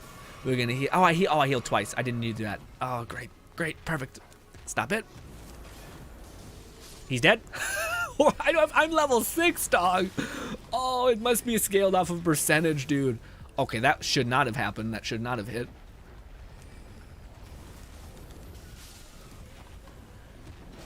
Okay. Okay. Stop it. Why did that hit, you son of a bitch? It's so cheap. Stop it. That detonates, kills him. I'm level 6. I have not leveled up any points.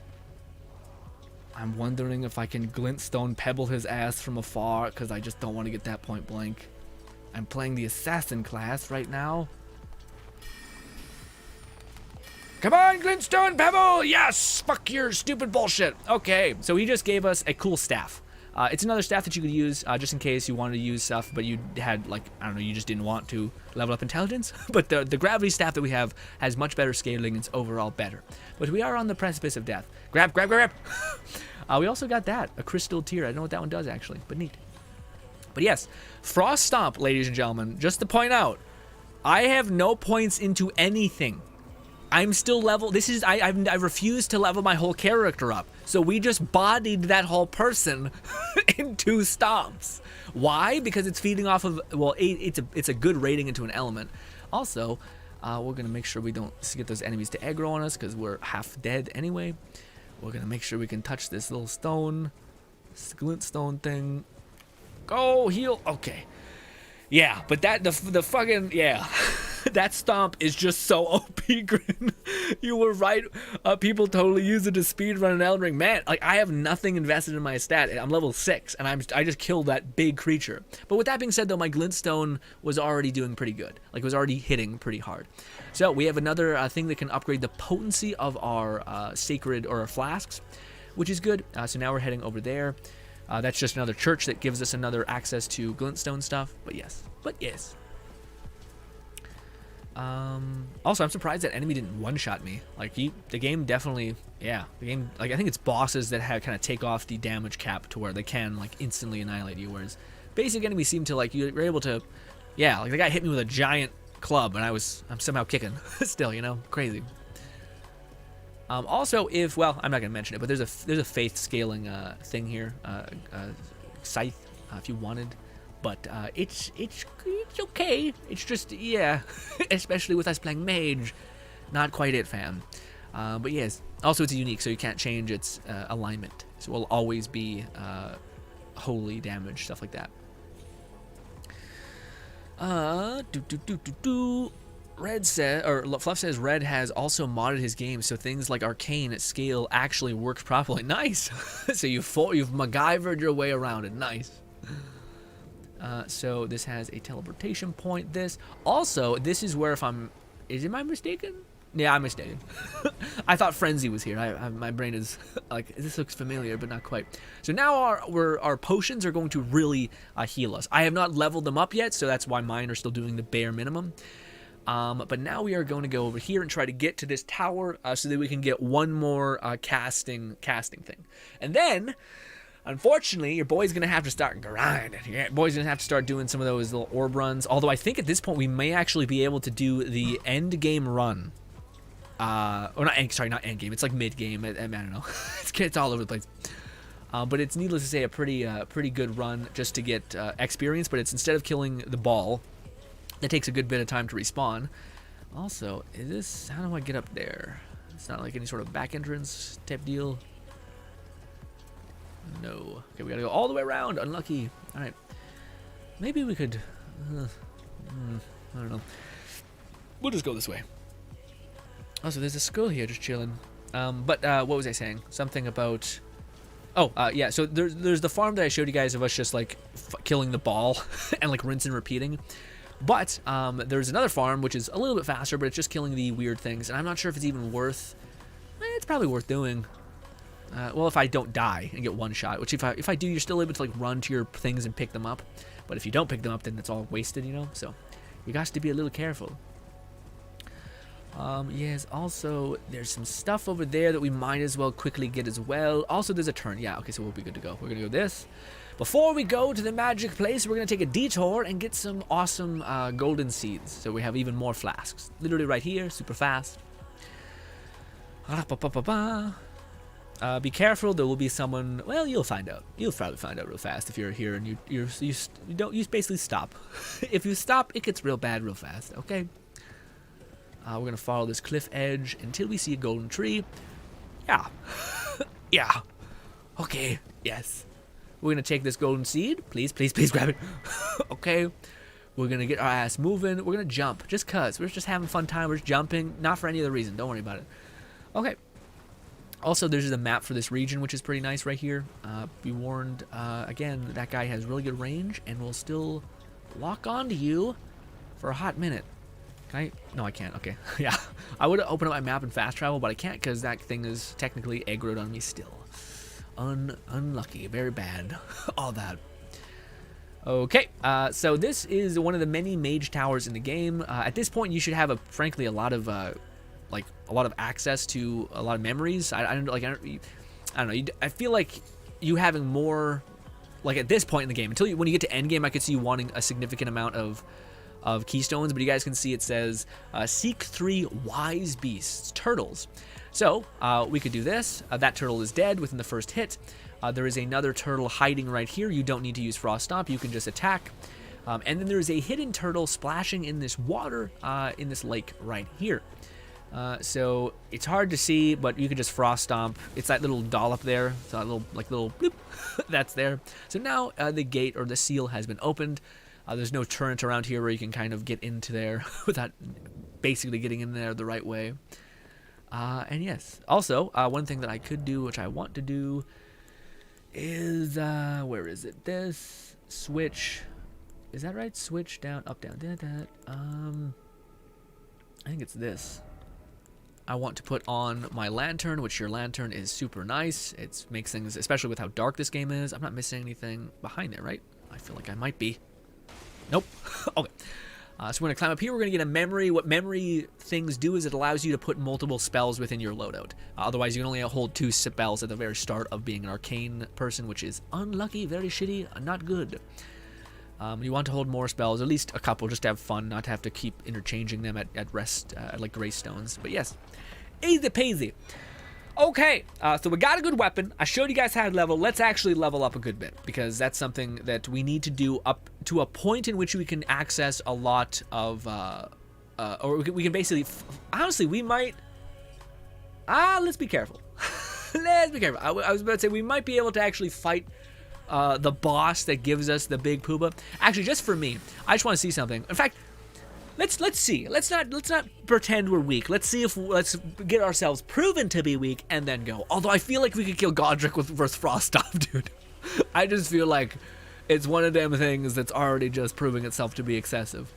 Anyways, let's Frost stop this person and see. Yeah, we'll be fine. We'll be fine doing this. Also, we'll put them in a stun lock enough to where we should be good, and that hits so many times. Although maybe not. It's still taking a long time to do a sufficient amount of damage. Is Glintstone Pebble killing? Let's see. Let's drink some mana. Let's see. Yeah, that was good. It wasn't like wild, but it was good. Glintstone Pebble. Actually, Glintstone Pebble wrecks shit. Look at that. Yeah, maybe actually better benefit, a cost-benefit analysis actually. Stop it. I still think, although that way is fun, this way is just because we're not dropping them fast enough to make it efficient to do that other farm. But that's the other farm, by the way. You would just go to that point, run around. There's a bunch of goo monsters, and you'd wreck them, and then call it good. But now, ladies and gentlemen, is where we're gonna actually start leveling ourselves up, buffing things like damage, intelligence and stuff like that. Maybe even a little bit of mind, just so that we can keep frost stomping till the end of time, that kind of thing. Give me, yes. Faceless says, Slicer, I think kills them fast. Oh, is that, what do you mean, like stabbing them? You mean stabbing them, Faceless? You want me to die? Those things, if they do hit you, make contact, they will rip your whole soul out of your body. Okay?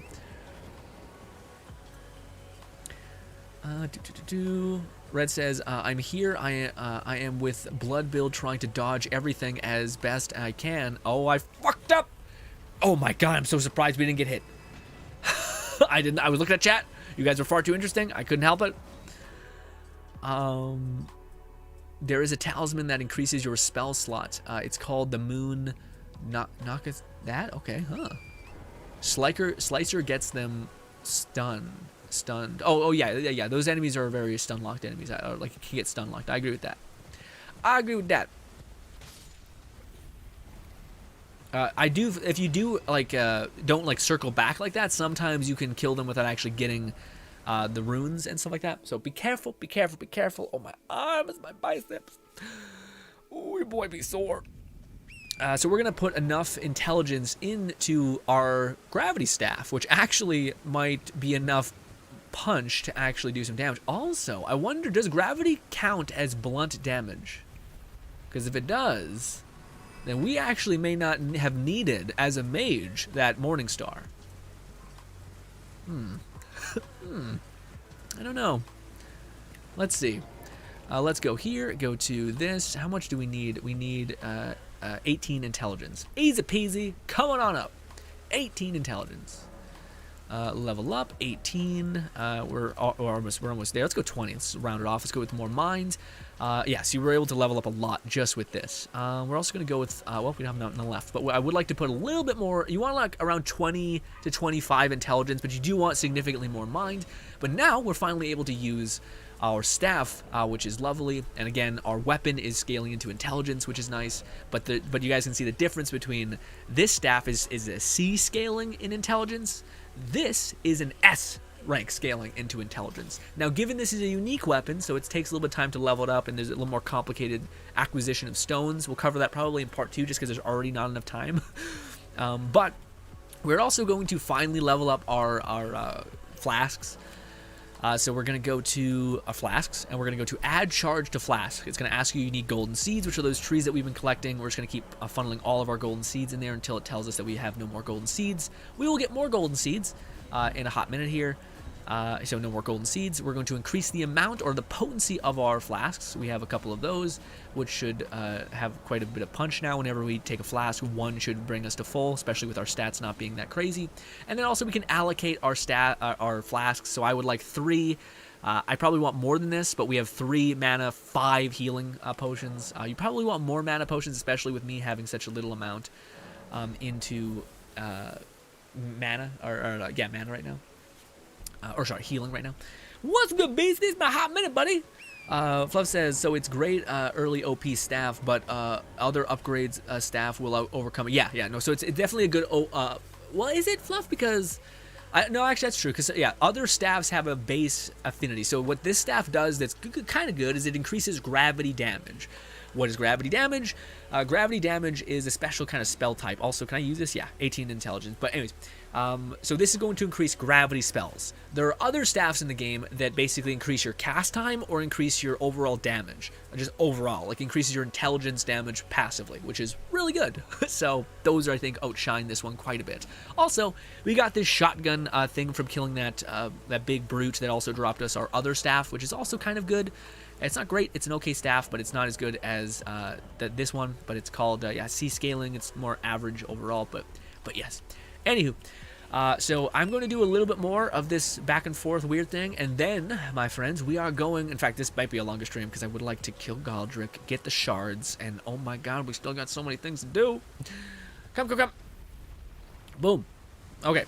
So he's gonna die a little bit. Part of me wants to see. Part of me. Oh no, we didn't say we weren't close enough to get the runes that time. Oh, unlucky. Lone Ticket says Meteor Staff buffs gravity-based spells. Yeah, that's its stats. Meteor Staff buffs a certain spell. Can't remember what. Yeah, it's gravity type spells. But Fluff is right. That's not the perfect staff. I think the one that I like the most, just the look of and etc., is the staff that you get in the magic region, where it increases your cast time. I actually have it on my faith build. It's in the witches reset area region. You gotta kill a boss and then you get access to this weird girl who tells you that you can be reborn in this or that way. It's a whole thing. Nub says, fashionably late, we missed you, Nub.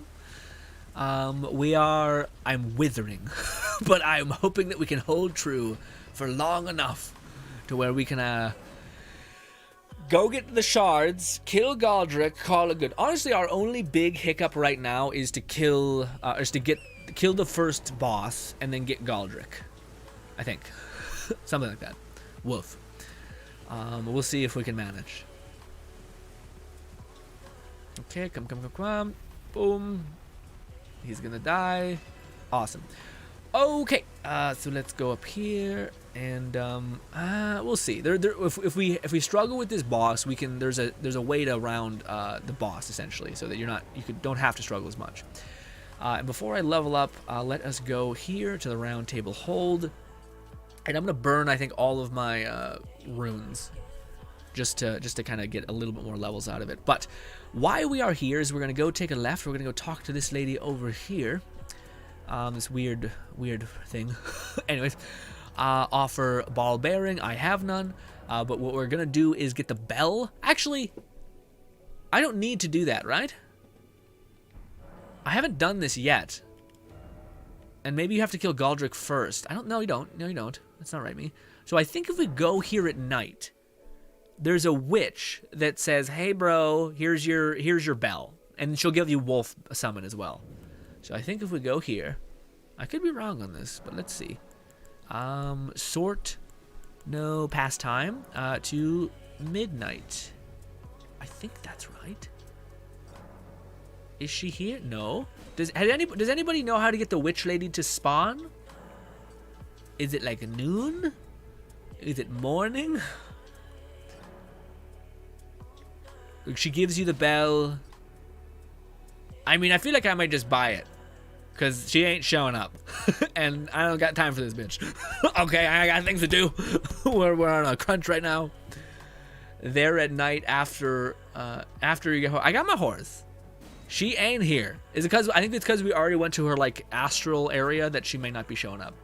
Which again, well, no, you guys will have fucked that up too. Anyways, with me, because we both fucked it up. We're just gonna buy the bell from here. It's not that bad. We're just gonna buy the bell. But yeah, that's why I was farming just enough to get the bell. And also we could buy more things because again, that farm is just so fast. And yeah. Offer bell bear. No, I keep doing that. Also, she sells the same thing. So I think that's because I missed her, that this is here. Anyways, so we're going to buy this. This is going to allow us to actually use summons, which is quite nice. And we're going to equip our summons. Actually, also, I would like to equip my flask. Where is it? Here. Where do I do that? Is my bottom? Up, top, bottom. That's right. I guess we'll put it here. Switch. We're gonna put our physic or whatever it's called. That our like optional buffer potion there. And I guess we're just gonna level up now a ton into a little bit into vigor and all that stuff, and hope that we can do enough damage. Also, let me see. Can we wield this weapon? We can. Holy shit. Okay, so we can just use this as a blunt weapon if we need to. Okay, so we're just gonna put. Well, first of all, let me give me a minute. I'm gonna do this inventory just because we have these. Might as well use them. What happened? No, stop it. This use. There we go. Just to have a little bit more level up, because we could just run the thing more. It's just I've been playing the game for a long time and I've never found a use for these. I just never use them because there's better ways to farm. And this is going to aid us in getting access to killing Galdrick and getting a better, quicker farm. Use. Nice. Oh, also, by the way, the lady is probably a spirit summoner now, so that's nice. It's not a glitch, so it's recommended immediately to go to her. Okay. Poe starting to upgrade her too far just to avoid showing up. Gotcha. Yeah, that makes sense. If sometimes the enemies are like, oh, hello, like there's some dialogue of them being like, oh, this is where I'm finally first meeting you. So I'm gonna pump a little bit of vigor, just a little bit, just enough to hopefully survive some hits. So now our vigor is a little bit increased, our mind is significantly increased, and we're gonna go actually see if we did pick up some glovewort or gravewort. So now she became a spirit tuner because we talked to her a bunch. She's like, thank you so much. Stop it. I get it. Stop it. Spirit tuner. I do not. Well, actually, no, I do. It's just different, I guess. So we have gravewort. Yeah, we're just gonna upgrade these people a little bit. We can't do it too much. Also, we have a cool idle animation. Get off my screen, thank you. This, so now we're gonna equip this, and now because we have the bell, we can equip that. If you didn't buy the bell from the people, you would not be able to do that. Now, because we made a pit stop and went to this mine ahead of time, if you didn't, it's just this like black-looking weird nipple thing. It's like the same as this. It's just over here, and we're gonna hope that we can fight the boss here. And if not, we're just gonna be able to get a bunch of weapons. We're gonna be able to kill him. If not, all you would do is just go and do the farm again until your build's strong enough to kill a boss. All right. Now the thing is, the boss that gives you the ball bearing is only gives you, what is it? It's Harper. The ball bearing is given to you. You can only do damage to the boss with a blunt weapon.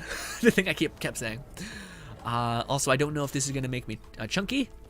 It does not. Okay, good. So I can switch to this, and that's gonna deal damage. But I wanted to see if Frost Stomp or this gravity can actually do damage to these people. Let's see.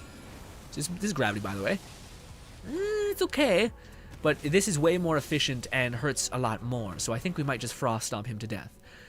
Also, if I die here, I die. It's rough, but it is what it is. Give me this. Not worth it. Also, I could have just killed you. Yeah. Also, yeah, somber smithing stones are the things that are for unique weapons. Normal smithing stones are for your basic upgrade stuff. Or your basic weapons, so weapons that aren't unique. Unique weapons oftentimes have the trait of being forced down a path. Also, we're going to put on a lantern because it's dark as hell, and we're going to just run it, ladies and gentlemen. We're just going to haul ass and try to get to the very end because, again, we're a man on a mission. We got things to do. This is also a very, very big place. Like, it's huge. So, yeah. Oh, my God. Of course, dude. God damn it. You think there's a thing there? It's dark. You're rushing. I get it. BC says, you can power stance if you have the stats by pressing LB or 2, the same weapon. Yeah, you can hold double hands. Yeah, and you'll dip into strength twice, which means if you don't have enough strength and if you two-hand a weapon, oftentimes you have enough strength. Unless it's asking for like 40 and you have not even 20, if you're a caster at least. That's rough. Do. On me. Alright, so again, you just make your way all the way down. I think we should have enough. Oh, did I? Well, I think we should have enough mind to rock this spell, but we may not. But hopefully. You could also take your time and run through this entire mine. We're just kind of trying to be a little bit more efficient here because we're going to get access to unlimited weapon upgrades, so it's not actually that worth it. Stop it! Want to come? Damn it! Oh, of course, this is actually the one instance that it's not great. Not great. Get some distance. Get some distance. Stop. Stop. Back up. Stop. Oh, why the fuck did I bitched out and that's what happened. I got punished. So, okay, they both died. God, that had such good range. He shouldn't have died, but he did. Anyways. So Frost Stomp avoids the needing to hit them with blunt because you hit them with such a massive amount of cryo blunt damage, let's say. I think that kind of makes sense. So then there's this enemy that's going to try to kill you. He's actually pretty bad. He summons a bunch of shit. So be careful. And yes, also, this is the part where you're going to want to run because there's a lot of weird, like, super aggro summoned or, like, caged enemies that will just wreck you. And they also are the type of enemies that will, what do you call it, hunt you to the ends of the earth. Needless to say, very bad enemies. I think this is right. We're just trying to get to the boss, friend. That's it. And hopefully you don't have to run it. Yeah, I think when you go to the lowest possible point, that's where the boss is. Hopefully no enemies aggroed on me still. Fingers crossed. I would love it if I had my Physek that has a barrier at the very least. Okay, so this is the boss. So as soon as we get in there, we pop in a healing or like a mana potion. Let's just fucking wing it. And then we die. No, okay, we have enough power. Okay, good. We're gonna summon our summons. They're gonna act as like aggro machines. We're gonna drink a thing. I have no potion in my potion, so we'll see how this be. How much damage is it doing? Not a lot of damage. Oh no, a lot of damage. It's a lot of damage. Stop it, stop it. Yeah, because that was the bleed proc, I think. Either that or it was the ice proc. Regardless, we can do this, boys. This boss is also really derpy, so it's not the worst to actually fight. I do think the other thing might be the best way. Actually, oh wait, no. What happened was it was my ally that hit him with a blunt weapon. So we're gonna have to dodge through all these attacks, and we're gonna hit him once, and oh my god, he really hurts. Yikes. That's it, aggro on the other person. I shouldn't have run into that. I should have known better. Come on. Will you just stop doing your weird, like, little... There we go, aggro on him. Back out. I have one more healing potion. I think I'd die anyway if I got hit, so... But needless to say, we can work with this. This is enough damage to where I could have farmed probably more. But he's also hitting him with a blunt weapon, which is quite nice. Let them take aggro, then melee. Of course you start that bullshit. This actually might be a good thing to use a blunt shield. Just once. Come on, friend. Aggro on... Oh, I could see if gravity does anything. And it does something. Also broke the share of their stance. Oh, gravity does a lot. Also, it stunned the ever-living shit out of him. All right. So gravity's the play. I mean, it makes sense. It's a blunt weapon. Don't touch that. Okay, good. And boom, easy peasy. What are we? Level like 15? We farm for like 2 seconds. Smithing stone thing. So this is a ball bearing that we are going to give to the creepy, weird lady. The twin husk thing that we bought the bell at. Good. Okay, so that's done. Now, the next piece of this is actually significantly simpler, but we're going to have to make our way down this whole ass hill, which I think this should lead us there. But basically, we're going to need to go here, and I don't know how we easily climb this thing. I think we probably need to go this way, so it's actually not bad that we eventually got to this place. Yeah, let's go here. We're going to need to try to get through all this nonsense and get over here. Yes, unless there's a turret somewhere, but I think that's the way you have to do it. Is go. Also, it didn't look like bad to go this way. Anywho, also we might go to this psychotic place anyway. Anyways, yeah, this is where the point is we need to get here now. I could level up my weapons, but it's not necessary because the next ball bearing, I would like to just get both of them and then just have it all there. Is there hook claw OP? What hook claw? What does that mean? Like my the person or rock slam? What do you mean? Hey, infinite shards. Yeah, man, that's what we're aiming for. So let's head towards that one. I don't know if we'll be able to get there because the way the map looks, it looks like it's kind of windy. I don't know how I got there last time. Is the thing. Shit. Well, hopefully we'll find our way. I feel like we didn't go about this way last time because I thought I tried to do it that way, but you can't. Like, you end up being at the top of the mountain, and it doesn't really work.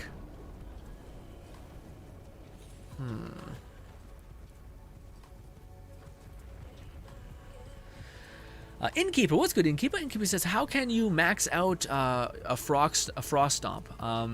You need to invest in the attributes that scale with it. So intelligence, if you have strength or dexterity, if you went all into magic, you took away the ice, that would be what that would be.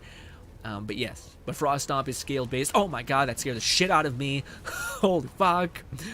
But yeah, frost stomp is scaled off of your weapons, anything like intelligence scaling, also the level of your weapon. Things like that scale up, but also, oh wait, maybe this, can this be our salvation a little bit? Maybe. Oh, of course I threaded the needle in the worst way. Oh, anyways, unlucky. But yeah, no, frost stomp is upgraded just the same way as everything. The weapon scaling, the attribute that it's pulling from, that kind of thing. So what's good, Innkeeper? Sorry I didn't say hi to you earlier. Forgive me. Also, sorry, topic. Or again, I'm looking at the time and I'm like, shit. I'm trying not to rush, but I'm also trying to be efficient here. Also, I think we do have to go left or through this. But that looks like quite the way to descend. It does look like a way to ascend, or descend, but looks really sketchy. Probably slow and steady be the way, but yeah, or probably angling myself facing the mountain and then slowly jumping down. BC says the bleed on items is OP. I kept them on my offhand for a while to bleed down bosses. It was so good. Yeah, man. Well, the thing that's crazy about Frost Stomp is that I think that's also the part is when a bleed proc detonates through Frost Stomp because it's hitting twice and it like just stacks. Also, you can just spam the shit out of your kick, I guess. So it's quite good. Yes. Also, I'm gonna try to do this. I feel like this is so not the way to descend. Why can't there be a...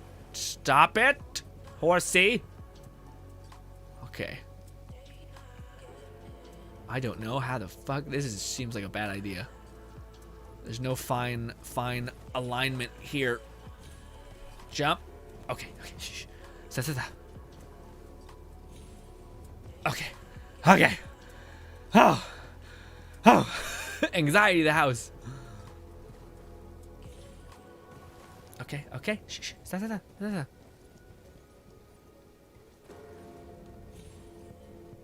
Okay.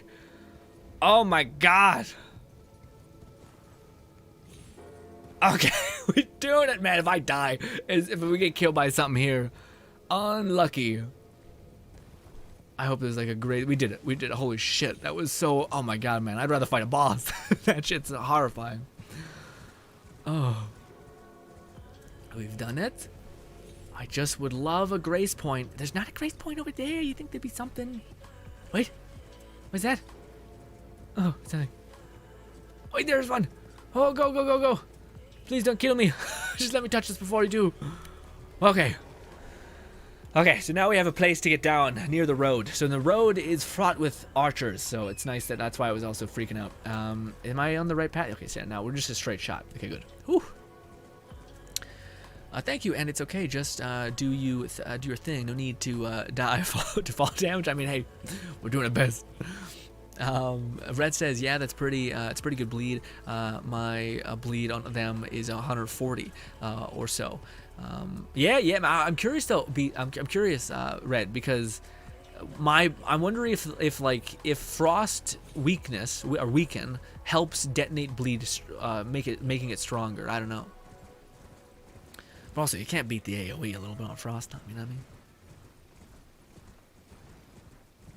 Also, wouldn't it be nice if this rain helped like block archers from wrecking me? It won't, but it'd be neat if you could. I just want to see, am I going the right way? Maybe it's good going...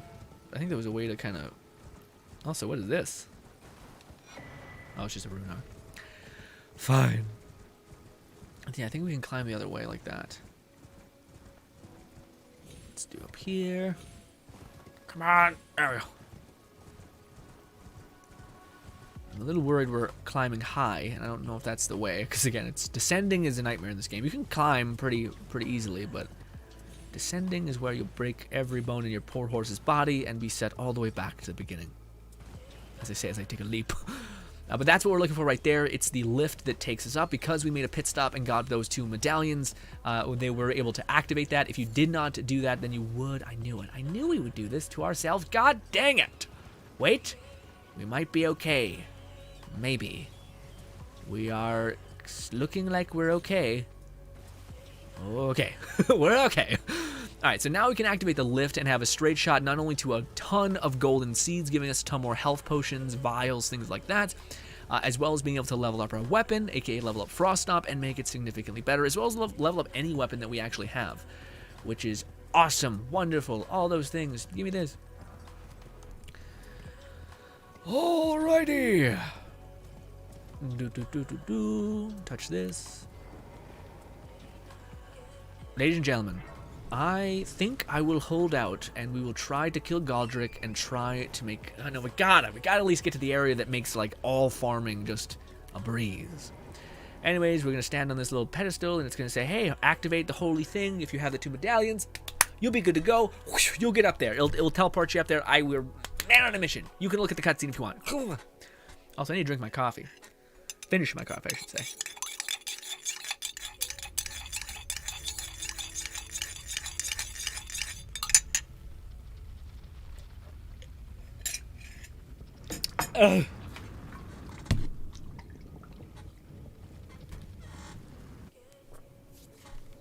Okay, so now we have access to a very, very end game area. We should be used to getting almost one shot just by everything in the game, so you're fine. This is the life of a mage. Anyways, so those things will try to kill you. So now this is what you guys will see. So first things first, you just try to survive. There's gonna be archer golem things that are gonna try to kill you. Actually, maybe not. Maybe they're like, you know what? He's earned it. Sometimes they'll huck giant bolts at you. Rough.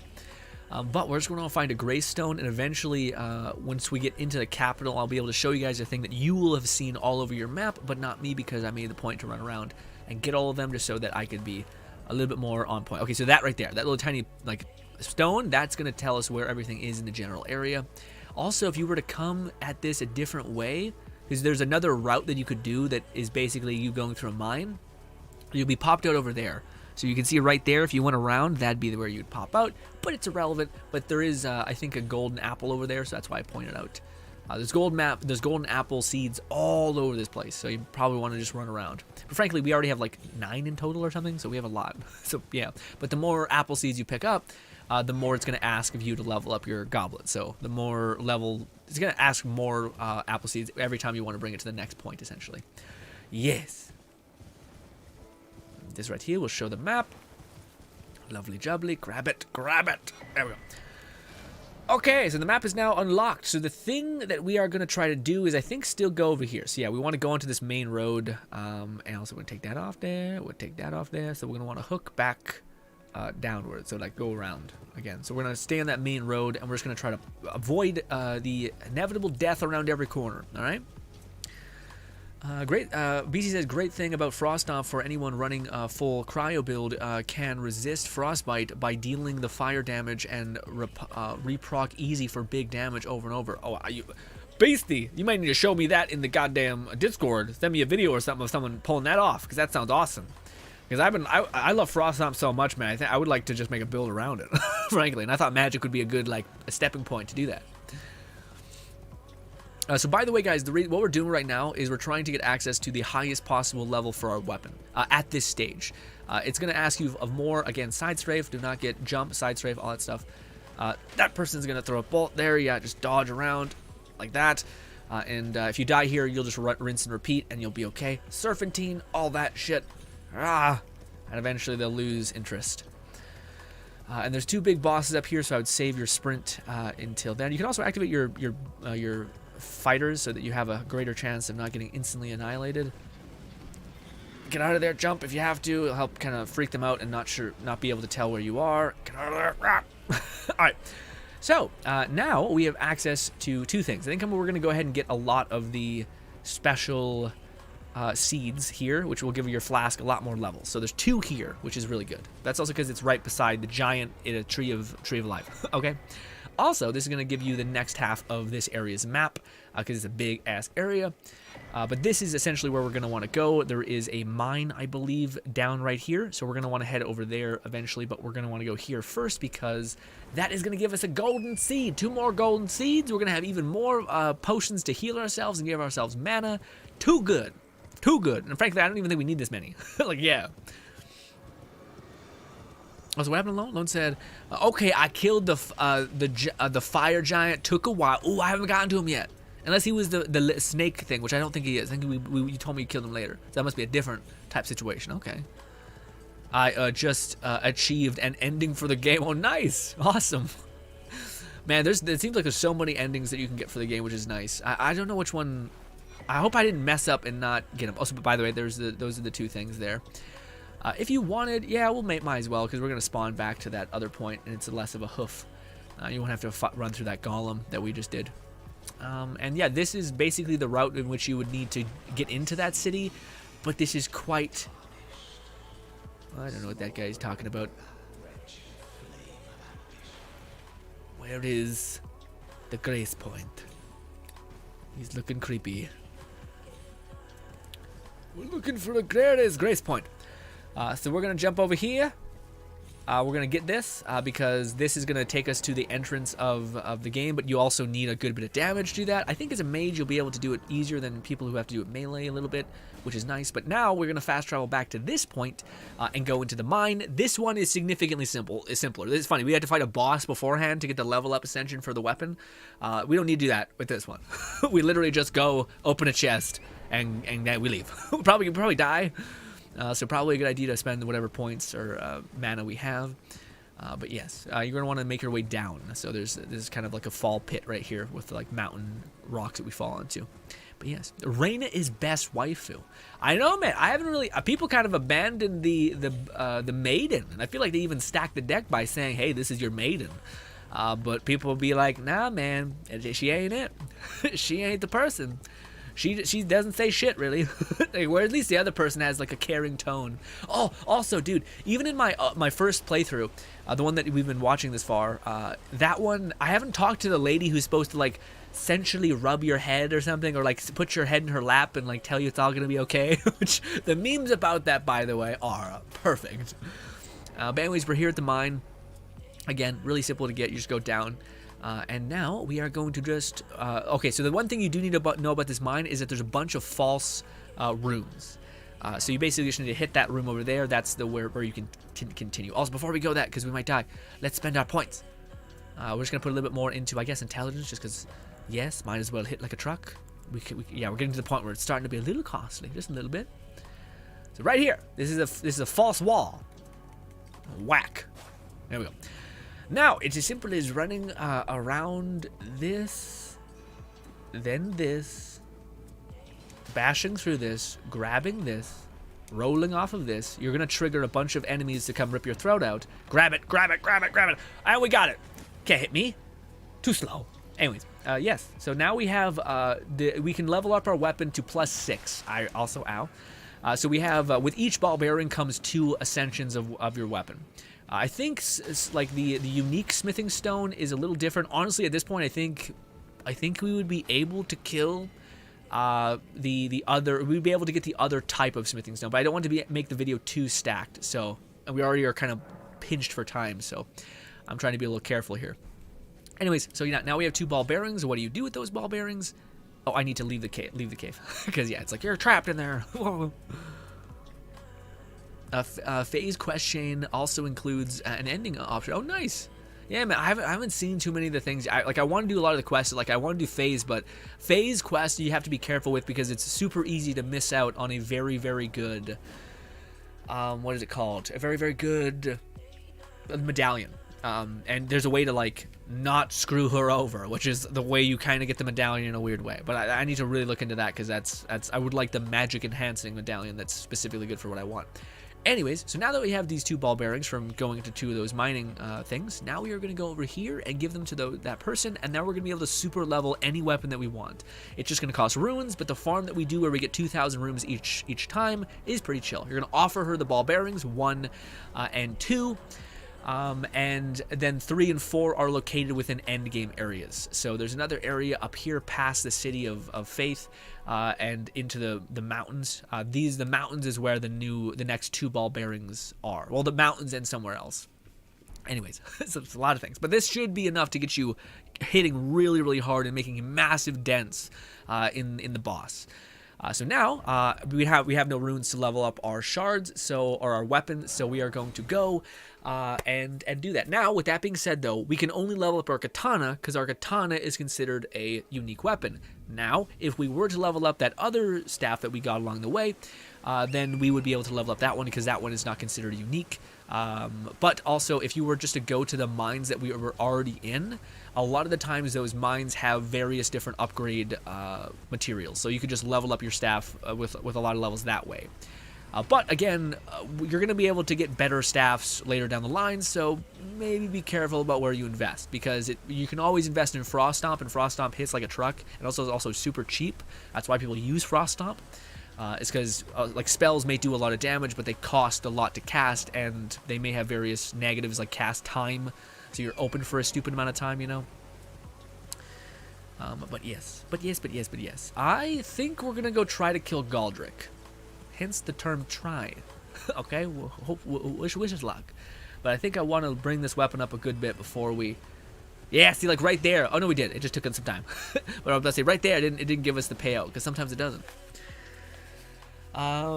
Red says in the ending choose something obvious we can pick, like dialogue choice or something. Well, maybe, I don't know. Yeah, I'm curious. So how do you detonate some of the endings besides like just doing the quest chain?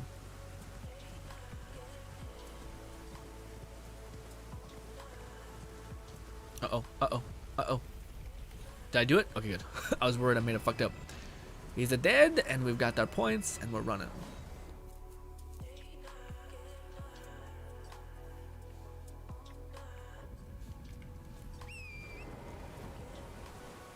It's literally a blue sign at your feet. Oh, wow, really? Neat. So you're like, just choose this one. Choose the red option. Yeah, that makes sense because there's certain glimmers in the game that have like a certain color to them. Also, that man just gave us the points of a dead deer. Feels bad. Sorry, deer. Yeah. Okay. So now, ladies and gentlemen, we're going to try to level up our weapon. But we're also going to try to kill the boss. The reason why is because I really want to show you guys the strat. Yeah, we got to keep going. Woof. Look at that. Oh, God. Yes, I want to make this self-contained, but this part is going to be a little rushed. Okay, so we're trying to get enough to level up our weapon a good bit. I think we need probably 15 to level up our weapon, just enough, because right now we're already kind of doing good damage, you know. BC says, I found the horse from Stomp Beetle before I found the ice axe, and I'm pissed about it. Why? Oh, you put it on any weapon. What do you mean? Or is it just like, is it obviously in the way and I'm goofing? Come. Sprint. Okay. Come on. Yeah, it's like there. Sometimes it didn't give me the points, despite I heard the noise of it being like, like sending signal things to you. Oh, right, this. Fluff says, as someone really was confused last stream, I was talking about finishing adventure mode for Ring Fit Adventure, and it does have additional features or like challenges and such. Okay. I'm sorry, I was trying to infer what you were saying because I was, about to die. And they were thinking I had finished the Ring Fit, and now I just need to mash up Elden Ring, Ring Fit. Oh, I see. Trying to combine them a little bit. Neat. Like reward yourself with a little bit of that, with a little bit of this, a little bit of that, kind of back and forth. That makes sense. Get close before he dies. There we go. All right, so 15. Let's see if that's enough. It may not be, but let's see if we can make a dent in this. I might just want to brute force it just for time's sake, but we're trying to go kill. So basically, the guy who we talked to at the very, very beginning requires something of us, or he requires you to, I think, kill the first boss, but I'm not sure if it's the first boss or if it's the other boss. We'll see. We'll just test. We want 6, or we want 12 of these in total. Yeah, no, it's not gonna be enough to buy a good bit of them. Yeah, shit. So you could buy a lot more of these, and you could keep going with the investment of that into your katana, which I will. I want to, but I want to see if Fluff says, no, Grin. They thought I was talking about finishing a Ring Fit. Oh, I see. Oh, I see. They thought you were talking about finishing Elden Ring rather than Ring Fit. So I told them from the start. Oh, I see. That makes sense. Okay. Honestly, I thought the same thing, Fluff. I didn't think you were talking about the one thing. I was confused as well. But we're going to level this up a good bit. It's going to increase our damage a tiny bit. I think it increased our rating to D, which it was at E, frankly. So let's see. I want to see if we can make a dent in one of the bosses, but let's go over here. So this man right here, when you go to the first steps, if he's still there, then that's not what we want. We want him to go to a specific church so that we can participate in his weird rite of... Yeah, so this guy, he needs to get the hell out of here. And then what you need to do is you need to kill Galdrick in order to do that. So we need to go up here and kill Galdrick.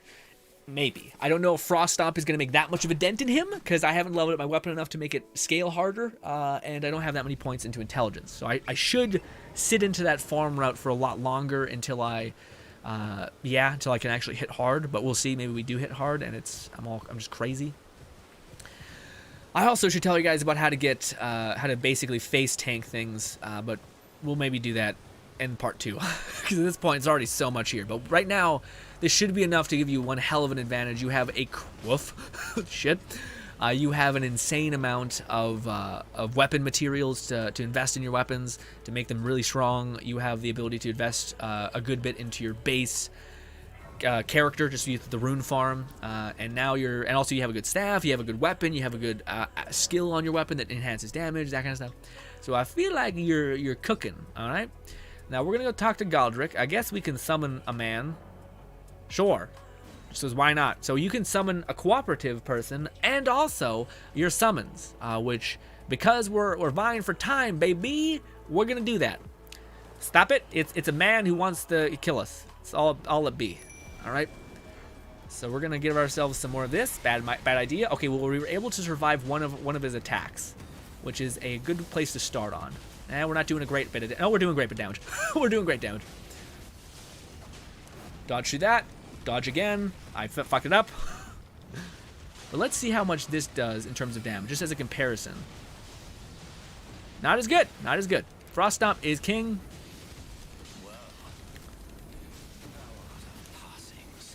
Okay, I tried to dodge last minute. Did not do it. Okay. Oh, look at that guy. Fucking killing it. This. Get out of there. Get out of there. Also, you can play the range game with Frost Stomp. Dodge, dodge, dodge, dodge, dodge. Okay. Okay, he's getting a little hyper-aggressive from me. Also, we heal a ton, and we're going to be able to kill him. But yeah, I should not be getting as close as I am, because the Frost Stomp really hits, and hits pretty easily. So yeah, he'll push on me, and you can wait for the aggro to consume him and kill him. So easy peasy, he's done. There's so many people here, by the way. Shit. He's done it. Well done, my friend. Touch the stone. Now we have a spawn point. Let's see if that's what we needed to do in order to get that man to get out of here. I'm just seeing if that's the bare minimum that we have to achieve. I don't know if it is. Let's see. Is he still there? He is still there. So we need to go kill the big pooba in the castle. So let's get our tushy moving. Oh, I don't remember the map, the place to get to the boss. Oh, it'd be nice to have the flask to reset to be safe, basically. Okay. We're cooking, baby. We were able to kill him, but I don't know if we're gonna be able to do enough damage to the big pooba. But the reason why we're killing him is because you need to kill the first boss in order to get access to this stuff. I wonder if this man is evil. Kill him. Kill him. Kill him. Kill him. Back up, because he's gonna try to stab you. Kill him. Kill him. He lies to you, he fucks you later down the line. Stop it. He's dead. Yeah, see, that took a little bit of time to where I'm like, Apparently he has an inventory, though. So, yeah. Anyways, Fluff told me to kill him. I've killed him every run. So, yes. And now we're just going to want to... You will probably die. Let's just go to the round table hold and level. Well... Maybe we'll touch a grace point before then, but I have a lot of points that you can easily get 9k, so it's not like if this does get bricked, we're fine. Anyways, Runny, runny, runny, runny, run, run, run. There is a grace point, thank God. Eesh. Stop it. In fact, this might be real grimace. Let's do this. Stop it. Let's use glintstone pebble. Never mind, the rocks actually did work. Awesome. Let's level up, put it into intelligence, because at this point I just want to make sure I'm doing enough damage. Okay. Alright. I was going to see if my physic, my little weapon thing, my physic was doing anything, but I don't know if it was. Also, again, you could pick up everything if you wanted. I'm just trying to keep pace. Let's dodge through that. There's going to be enemies that are trying to break barrels here. Yep, it's kind of worth getting stabbed by them instead of the massive amount of bombs. That's locked. So you're going to want to climb up here. Get them out of your way. Dodge at the... Okay, well, this is great. This is great. This is great. This is great. Stop it. Stop it. Stop it. Stop it. Stop it. Stop it. I'm sorry. I can't believe I'm live. I can't believe I'm live. I'm not going to be alive because that son of a bitch is going to throw shit at me. Go. Go. Go. Go. Oh, I should not be alive right now at all. Run, man. Run. Heal. That man is a fucking man on a mission. Stop it. Stop it. Okay. Where is this key again, man? I am blanking on this hard. Run out of there. Froststomp will kill you. Okay, where is this? The key? There's a key somewhere. You can't get to it unless you get there. It might be behind that door, or it might be in here. But there is also a terrifying monster in there, which I think this is the man that we need. Give me. It was the key. I don't want the chest. Leave me be. I think it's huge. You can kill it if you want. I do not want to. Oh, thank God. I was going to say, is this right? Is this right? Stop it.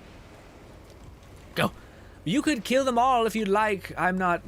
No. Stop it. Again, you should get good at like running past every enemy, because eventually some enemy's going to clip you and you're going to have to get good at, unless you want to kill every enemy all the time again. It's not in my speed, but yes.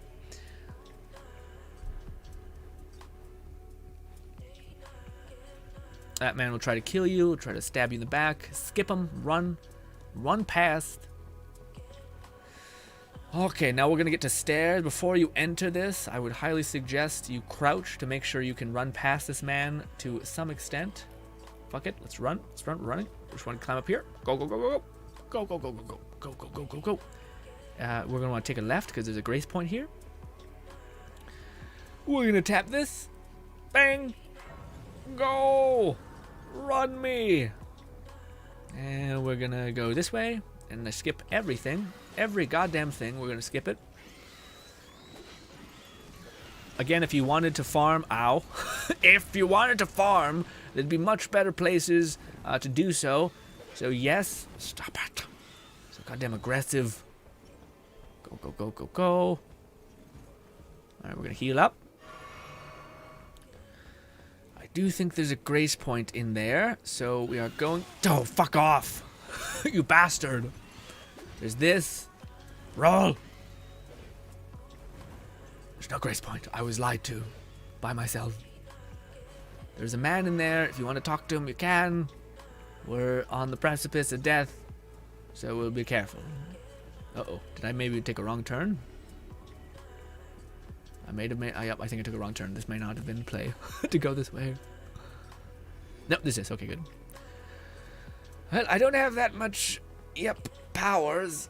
Or, healing items, stuff like that. Excuse me. We're running. Please don't cast any sort of ranged bullshit on me. We're grabbing things and we're keeping pace. Have I went this way before? I don't think I have.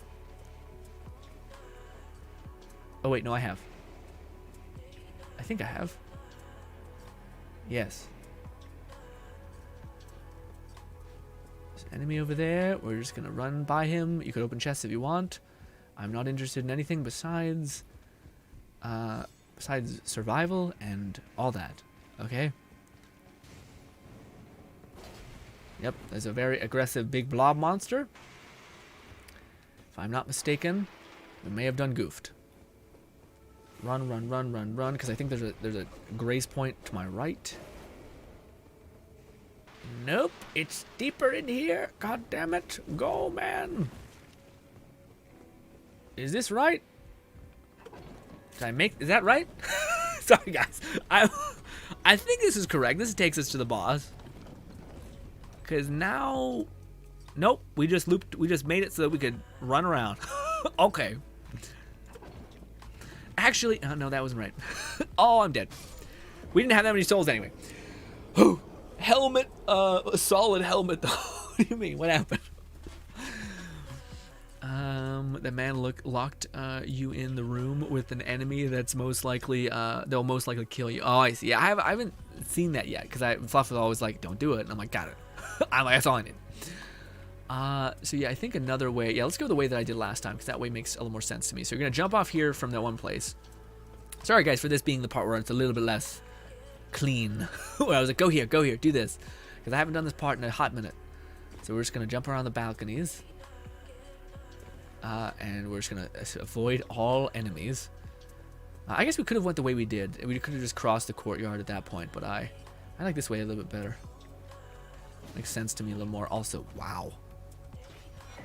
Okay, we got a Nord book. Oh, we wanted to... Yep, okay. Well, this is all fine. Oh, God, please. Oh, God, please. We're running. There's a bunch of enemies everywhere. You know how it be. Stop it. I know there's multiplayer. I know it's a thing. Ooh, there's a thing there. There's a teleportation point. Go. Oof. Okay. Is this where the boss is? Maybe? Or is this where we teleported last? I don't think so. Can this be opened? Nope, I don't have the key. If I go up, does it take me to a place that's different? I don't think this takes us to the boss. But I'm trying everything here. You just want to get to the boss. That's the main point. It's the main thing. But your boy is a little lost. No, this makes sense. This looks familiar. Yeah. Then you drop down. God damn you. Glintstone Pebble. That's not Glintstone Pebble. Glintstone Pebble's the best for these things. It gave us a weapon art that we're not going to use because against Force Frost Stomp. So good. Anyways.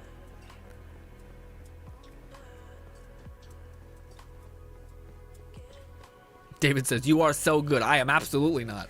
We are leveraging every possible advantage that we can. Is this it?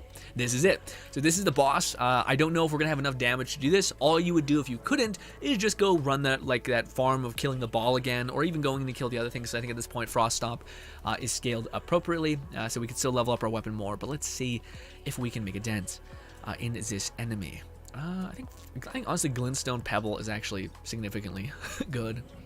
Honestly, we're probably better off using Frost Stomp. We're going to skip this, just kind of help avoid some aspect of spoilers, even though damage is already kind of done.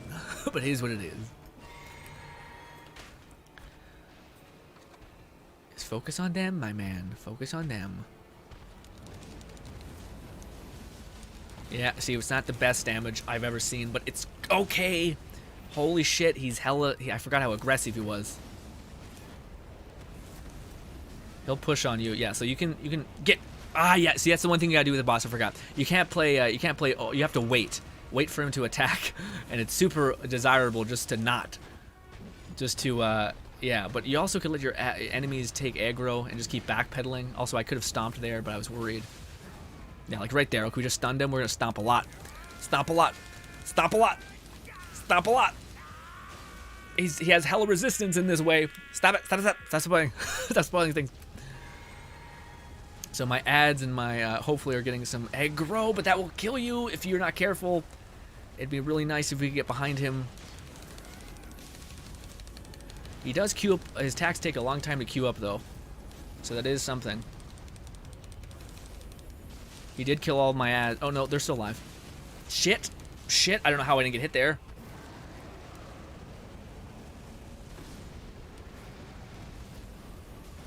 Okay, I dodged barely through that. Yep, this might be my death. Yep, because it hurts so much. Get out of there, me. Come on, heal.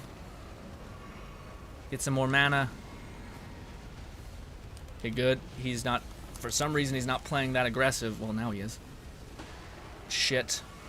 Dodge through that. Okay. Die. Die. Die. Okay, we were able to do it. Okay, so we killed Galdrick. Boom. Galdrick checked off the list. In the first, what, 2 hours, 3 hours? That's probably 3 hours at this point. He's dead. Okay, so now that's done. Easy peasy. He's going to talk a bunch of shit. Done. So that was some of the hardest boss fights in the game that people were complaining about. Frost Stomp helps a lot. Getting the right mimics and all that stuff helps a lot. You could have also leveled up even more to where you were doing even more damage. Stuff like that.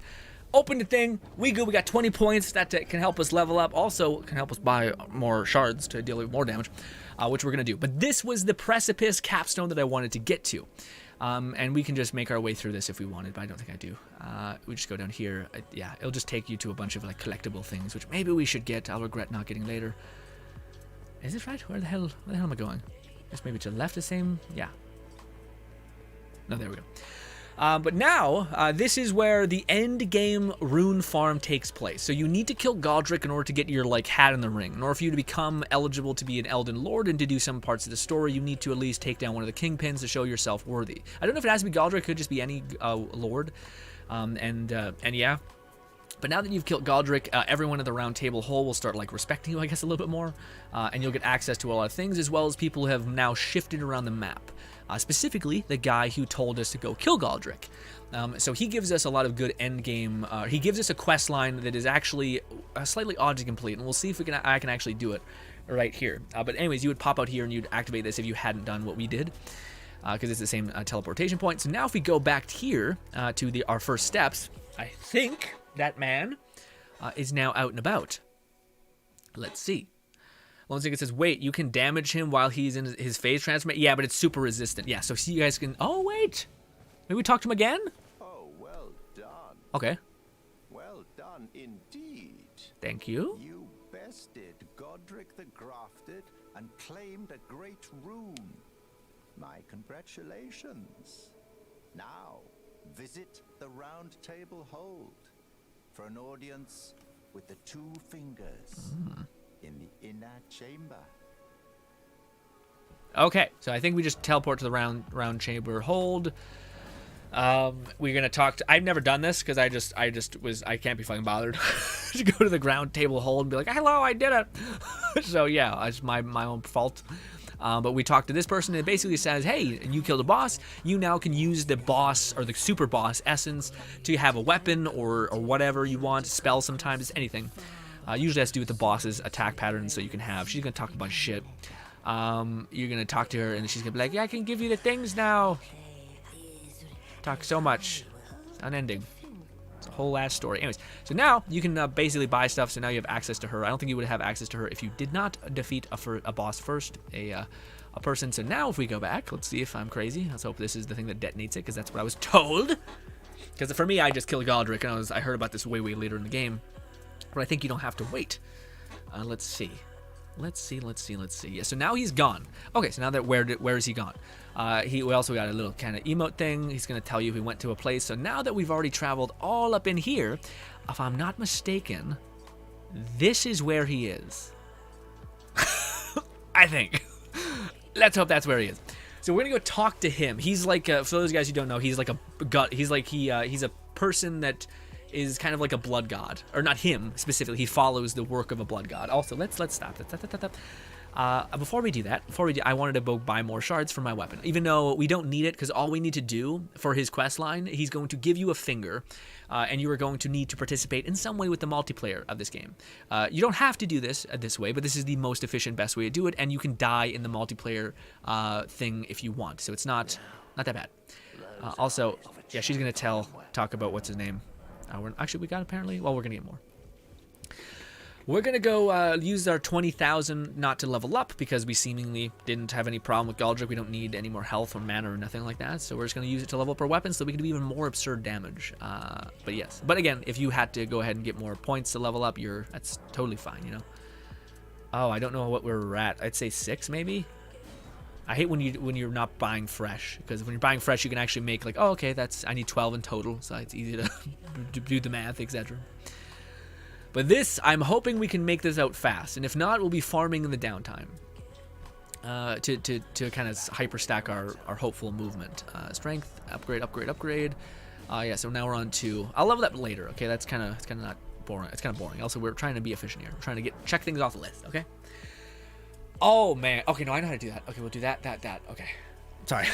I was lost on where the maiden is for a part of this quest, but I think I know how to do it. But the hardest part about this guy's quest that we're about to do is just doing the multiplayer, going in there, dying, going in there, dying. You can fight. You can try to, cling to life with these people who you're playing multiplayer with, are heavily invested within their characters, so you could, but you're probably going to get your head kicked in, which is fine. It's worth having an end game farm thing. And also, there'll be the reason why we talked about certain things. But I would like to talk about the value of how you make use of this farm to the utmost in your own kind of way. Or when we get there, sorry. It's words off. So we want to come approach the shrine, I think, at a special spot, or else we'll actually end up fighting enemies. At the head of the church is where he'll be. There he is! There's our buddy who was hidden. We're going to go talk to him. Hopefully we didn't aggro anything on the way. Talk to him! He's going to talk a bunch of shit. He's going to be like, do you think that... Yes, just say, yeah, I don't... Something didn't feel right about the 2 fingers after we talked to them. He's going to talk a bunch of shit. I'm doing this just because I don't want to spoil anyone who wants to listen to the cool dialogue in the game. So now after that, you're going to talk to him again. He's going to say, here's a finger, and that's going to be something that you are able to put down in the world space and invade other players. Good. So now it's going to teach you about multiplayer, and you can talk to him again if you wanted. He's going to be like, do the finger thing, idiot. Show me that you're a bloodthirsty monster. And now we're going to go to settings. We're going to go to multiplayer enable. I like playing without it because I don't like people fucking with my experience. But yeah, I'm also going to have to back out and load back in to do the multiplayer thing. Oh, my nose. All right. Also, it says 4 hours there. That was because 2 hours was me running around the overworld doing stuff. So now we're going to load back in. We're going to look at a bunch of shit. Yeah, so it says logging into Elden game servers. You're live. You accept not being a doucher online. Yes. Continue. So now we have access to multiplayer. Now the simplest part of that is also Henning says talking on Moog early is a pain. It is. It's pretty rough. Oh, we're not taking on Moog. we're just getting to the farm place. The place of power with him. But I always go here, and for whatever reason, the last time I put down like sigils of fighting in this location, I always got a game really fast. So all the multiplayer thing that you're going to do is you're going to open up your multiplayer, and yeah, I don't have any password codes or anything like that, and you're going to burn one of these fingers by placing it on the ground. Attempt to invade a world. This will not consume the invade proc if no one accepts. So you're just going to draw this thing on the ground. It's going to say invading another world. And in the downtime, you can run and do this farm just to kind of kill 2 birds with one stone. But it's basically looking for another person that is wanting to be invaded. We got invaded. So we need to do that 3 times. You can die in this invade. You don't have to win. And oftentimes you won't because enemies are high level. But we could try frost stomping / glintstone pebbling some people. Oh my god, I'm poisoned. We're fucked. There's no hope for us. Kill me! Kill me quick! What are we doing? Stop running away from me! I just want to lose so that I can call it good. Kill me, my friend! I should have bowed or something. You got frost on pepper. Good. Boom. Done. Okay, good. Checked off list. Bang. Done. 2v1. Rough. Okay, rough. Also, a lot of them were like, I killed you, dumb bitch. And I'm like, I'm level 2. What is your problem? Okay. But we're just trying to hyper-focus and get access to that. So we died, returning to our world. We rinse and repeat that. For whatever reason, this is like the spot, probably because it's a farming spot as well, where I always have found that I've gotten instant games. So yeah, we're going to do the same thing we just did. Multiplayer, put down a thing, bang, bang. Touch the ground. Draw on the ground, run around. If you're able to kill that enemy up there, then great. Maybe not. Maybe we should be patient. Just because, I would hate to... Like, I'm not sure if you die if it fucks up the invade. No. Okay, see, boom. We're good. Oftentimes, you'll fight the same people. If this does not work, like this multiplayer loop, eventually it'll work. You just gotta run around, and it may take longer amounts of time, but otherwise you'll be good. Where are they? I think I could just do this. I'm just gonna do this and hope it works. I have no interest in actually participating. Okay? I just would like to say that I've done it, and I'm done. Okay? You've died returning to work. Thank you. I'll get you next time. Ah. No, I don't want to hunt for him. Stop it. Henning says, I'm playing the game while watching the stream. Thanks, man. Yeah, no, that's what I do too, man. I like games like that with like Warframe or whatever. Whenever you're playing a game like Destiny, it's kind of a grind game. Same with Genshin. You always play it in the background, right? Or at least that's what I do. Also, shit, I forgot to put down my thing. So that's 2. Now we need to do one more time, and we should be good to go. Multiplayer, put down bloody finger, draw on ground. Bop, bop, bop. Easy peasy. Go! Invading another world, invading another world. Come on, baby, proc one more time. Yes! Okay, so again, we just die, we're good to go. And at this point, the guy would be like, yes, you've sullied your body or something. And I'm like, what? Shut up.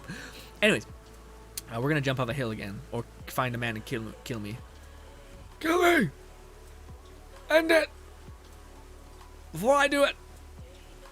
Ha! Ha! Boom. Alright, we've done it. Checked off the list. You've died. Returning to another world. Okay, so now we've done it. So now you can just say, hey, multiplayer, no thanks. You're gone, all right? You're done. So that's the only part that's a little fucky. That part in the future, if you're watching this, could take significantly longer if people are just not playing the game as much. If not, you'd still probably get one guy who's sitting there hunting for a multiplayer game, right? So you'll be good. At this point, I always go into settings and turn off multiplayer because I just can't be fucking bothered, you know? Stop it. No. Multiplayer, no. Off. Okay. So, now that we've participated in multiplayer 3 times, technically, we're going to go back to that same person. He's going to say, good, and he's going to give us a cloth that he says he wants us to soak in the blood of a maiden. So we are going to do exactly that. And that place is actually a little bit weird to get to, but if you've been following our pathing thus far in the stream, which has been a little chaotic at times, I'll admit, we will be good. We'll be able to immediately get up there. You just basically need to get access either to the Grand... it's like the same road to the Grand Lift. You need to start low. If you start like through other checkpoints, you'll be really high up on a mountain and you won't be able to get down without breaking your horse's legs. Rough, but yes. Henning says, is this your first or second play? This is my second playthrough after I've looked into every possible advantage you can get as a mage. And at this point, I may just fully send it, and we may go kill one more boss that gives you a really, like, one of the things that as a mage is like almost a necessity, at least for me, or at least I think. But it's basically the bubble potion orb thing that gives you one free hit so that you can keep being aggressive and laying out damage without completely being wrecked, you know? So now we're going to go talk to this guy, and he should be like, hey, you've done it. You've done it. Awesome. Oh, Lambkin, so pleased we're here. Here's a gift because you've done so good. You need to drench this cloth piece in a maiden's blood. Because you now have a blood, also we need to join him. Anoint me. From my knowledge, there's nothing negative that happens with this. He wants me, we become a part, he gives us a thing, like a little piece of cloth. Okay. Just double check, click it twice. So he's going to say, fill the rag with a maiden's blood. Essentially what we're going to want to do is go to this church right here. That is going to have a maiden in it, but like I was saying, it's a pain in the ass to get there because some people spawn here, some people have went and done this, so you're spawned at this checkpoint. It's all going to be a mess. How you get access to it is by going here and going up. And I think we may actually be able to summon at the very bottom of the lift, or maybe even go down with it. Probably not. It may actually force us at the very top of it. Which if not, we'll just go back to where we also were. No, it does. So perfect. So we're actually at the bottom, which is nice. So now we're going to go over here and just go down and climb up the hill the same way we were able to kind of MacGyver our way around it. We're going to go the opposite way. So all the way up. Now, I will warn you, this place is full of something called Frenzy. There's actually some endgame Frenzy spells. It just means they cost a ton of magic to use, and they're not as good as beginner spells, because the scaling in this game is entirely fucked. At least when it comes to magic. Frostomp is perfectly balanced and absolutely fine. Stop it. Okay, stop it. But yes. Anyways, so that thing there is going to keep flaring up, and it's going to keep infecting you with Frenzy. You should be able to survive a couple Frenzy procs. If not, just hope that you can survive enough. But anyways, you're going to keep sprinting, and you're going to eventually get over here. I'm really hoping we can survive a little bit of Frenzy. Stop it, stop it, stop it, stop it, stop it, stop it, stop it. Nope. That might be really hard then. I may not have enough HP to survive Frenzy proc. We'll try to push through it a little harder, but rough. You may need to adjust enough frenzy to get up here. Come on, dude. Let's see. Let's see if we can try to make our way up there somehow. There might be a way to kind of like stop frenzy from taking hold somehow. I did have a significant more health than when I was climbing up here the first time though, so that might be the first pitfall that we found.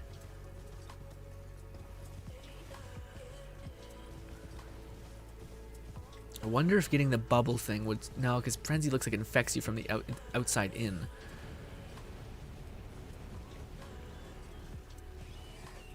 Okay, go, go, go, go, go, go, go, go, go. No, go. Stop, stop, stop. Stop, stop. Stop, stop, stop.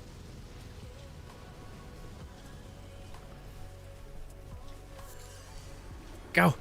Go. Go, get distance. Just get distance. Get away from there. Go. Go. Ah. It sucks because it's just a proc. So if we can just get past that border, we'll have a second wind. But I do think it will keep... Well, no, because I was never had it build up. How did I not have it build up before? I must have had some sort of resistance armor on. Red says, how are you summoning the horse? I don't see you activating the ring. Oh, it's you hold Y and it brings up another quick access menu. So if you hold not Y, triangle, sorry, it'll hold up a different access menu. It's the thing over here. This you basically can just hit switch and that will be your quick access pouch. But yes, Red, that's what that is. I'm wondering, we may just need to force a bunch of levels into our health enough to where we can survive, just to be able to get to this end game farm, because it's worth it. And it's also not like you're not going to want some vigor at some point. I think if I had 20 vigor, I'd probably have enough, plenty. I don't think there's another way to kind of get past that thing. It's unfortunate. Maybe if I time it just like that. I mean, like for right now, I don't know why we weren't getting it just then. Because we hugged the right side of the mountain. Okay, so maybe that's what people should do. Hug the right side of the mountain, really, really hard, because I feel like it maybe blocks some of the thing. I wonder if you have to be in this. Oh god, oh god, oh god, oh god. We want to get as far distances away from that as possible and let that drain. I wonder if it's a sight thing. But anyways, that should be enough to let it drain. We're gonna make our way that way, but we're gonna get hit with another blast of the frenzy, so we need to be careful. But I'm happy that we can make it past. So you just gotta hug the mountain, wait for the timing of it to go. As soon as it ends, that's when you go with a fresh mind, I guess.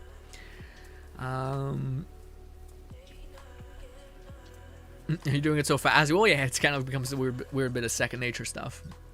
Marcus says he's in the shadows if it won't affect. Oh, really? Oh, okay, Marcus helping massive. Okay, so if you just hide in the shadows, that makes sense. We were cradled by the mountain. Okay, so yeah, but also this is the village of Frenzy Flame. So we're just gonna run past all of this, and yes, we just need to climb up this hill right here, and we'll go real close to the thing where we need to be. Okay, let's go. We're getting a little mad. It's fine. Also, there's going to be an enemy that summons here. You can fight him if you want, but I would suggest going in there before he summons. So this is an unavoidable... No, it's going to force us to fight him.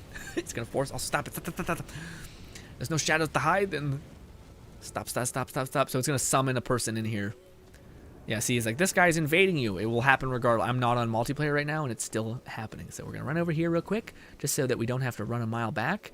We're also slowly dying. Pain. This. Okay, so at least now we have a spawn point. Let's try to kill him with this. Let's heal up first. Okay, hey my guy. Ow. How about Frost Stomp? Okay, yeah, you just hell bent on putting that on over there. Okay, geez. I'm gonna do one of these. We're gonna backpedal him here. This is a robot, just to let you know. Even though he looks like he's playing weird. Yep. Ah. Yeah, he's gonna heal. I'm gonna heal too. I can do that too. Oh, come on. What is that? Okay. One of these. We're gonna heal. Yeah, he's got all the frenzy abilities. He's got so much damage on that though. Fuck, that hurts so much. I'll punish that if you try to heal, you idiot. Kick. Oh, I don't have my thing, my guy. Forgive me. Forgive me. Thank you. Very patient. Very patient man. Also, you can mine out his, you can mine out his healing, so he will not have that much healing, whereas you have a lot. Just stay in it. There we go. Okay, so you get a spear if you do that. It's pretty chill, not that bad. You also don't have to. You can just rest at the point and he would just despawn, I think. So this is the maiden that died, sad. But we're going to actually put... we can pick up her gear, sure, get maiden gear, but we're going to dye the cloth in maiden's blood.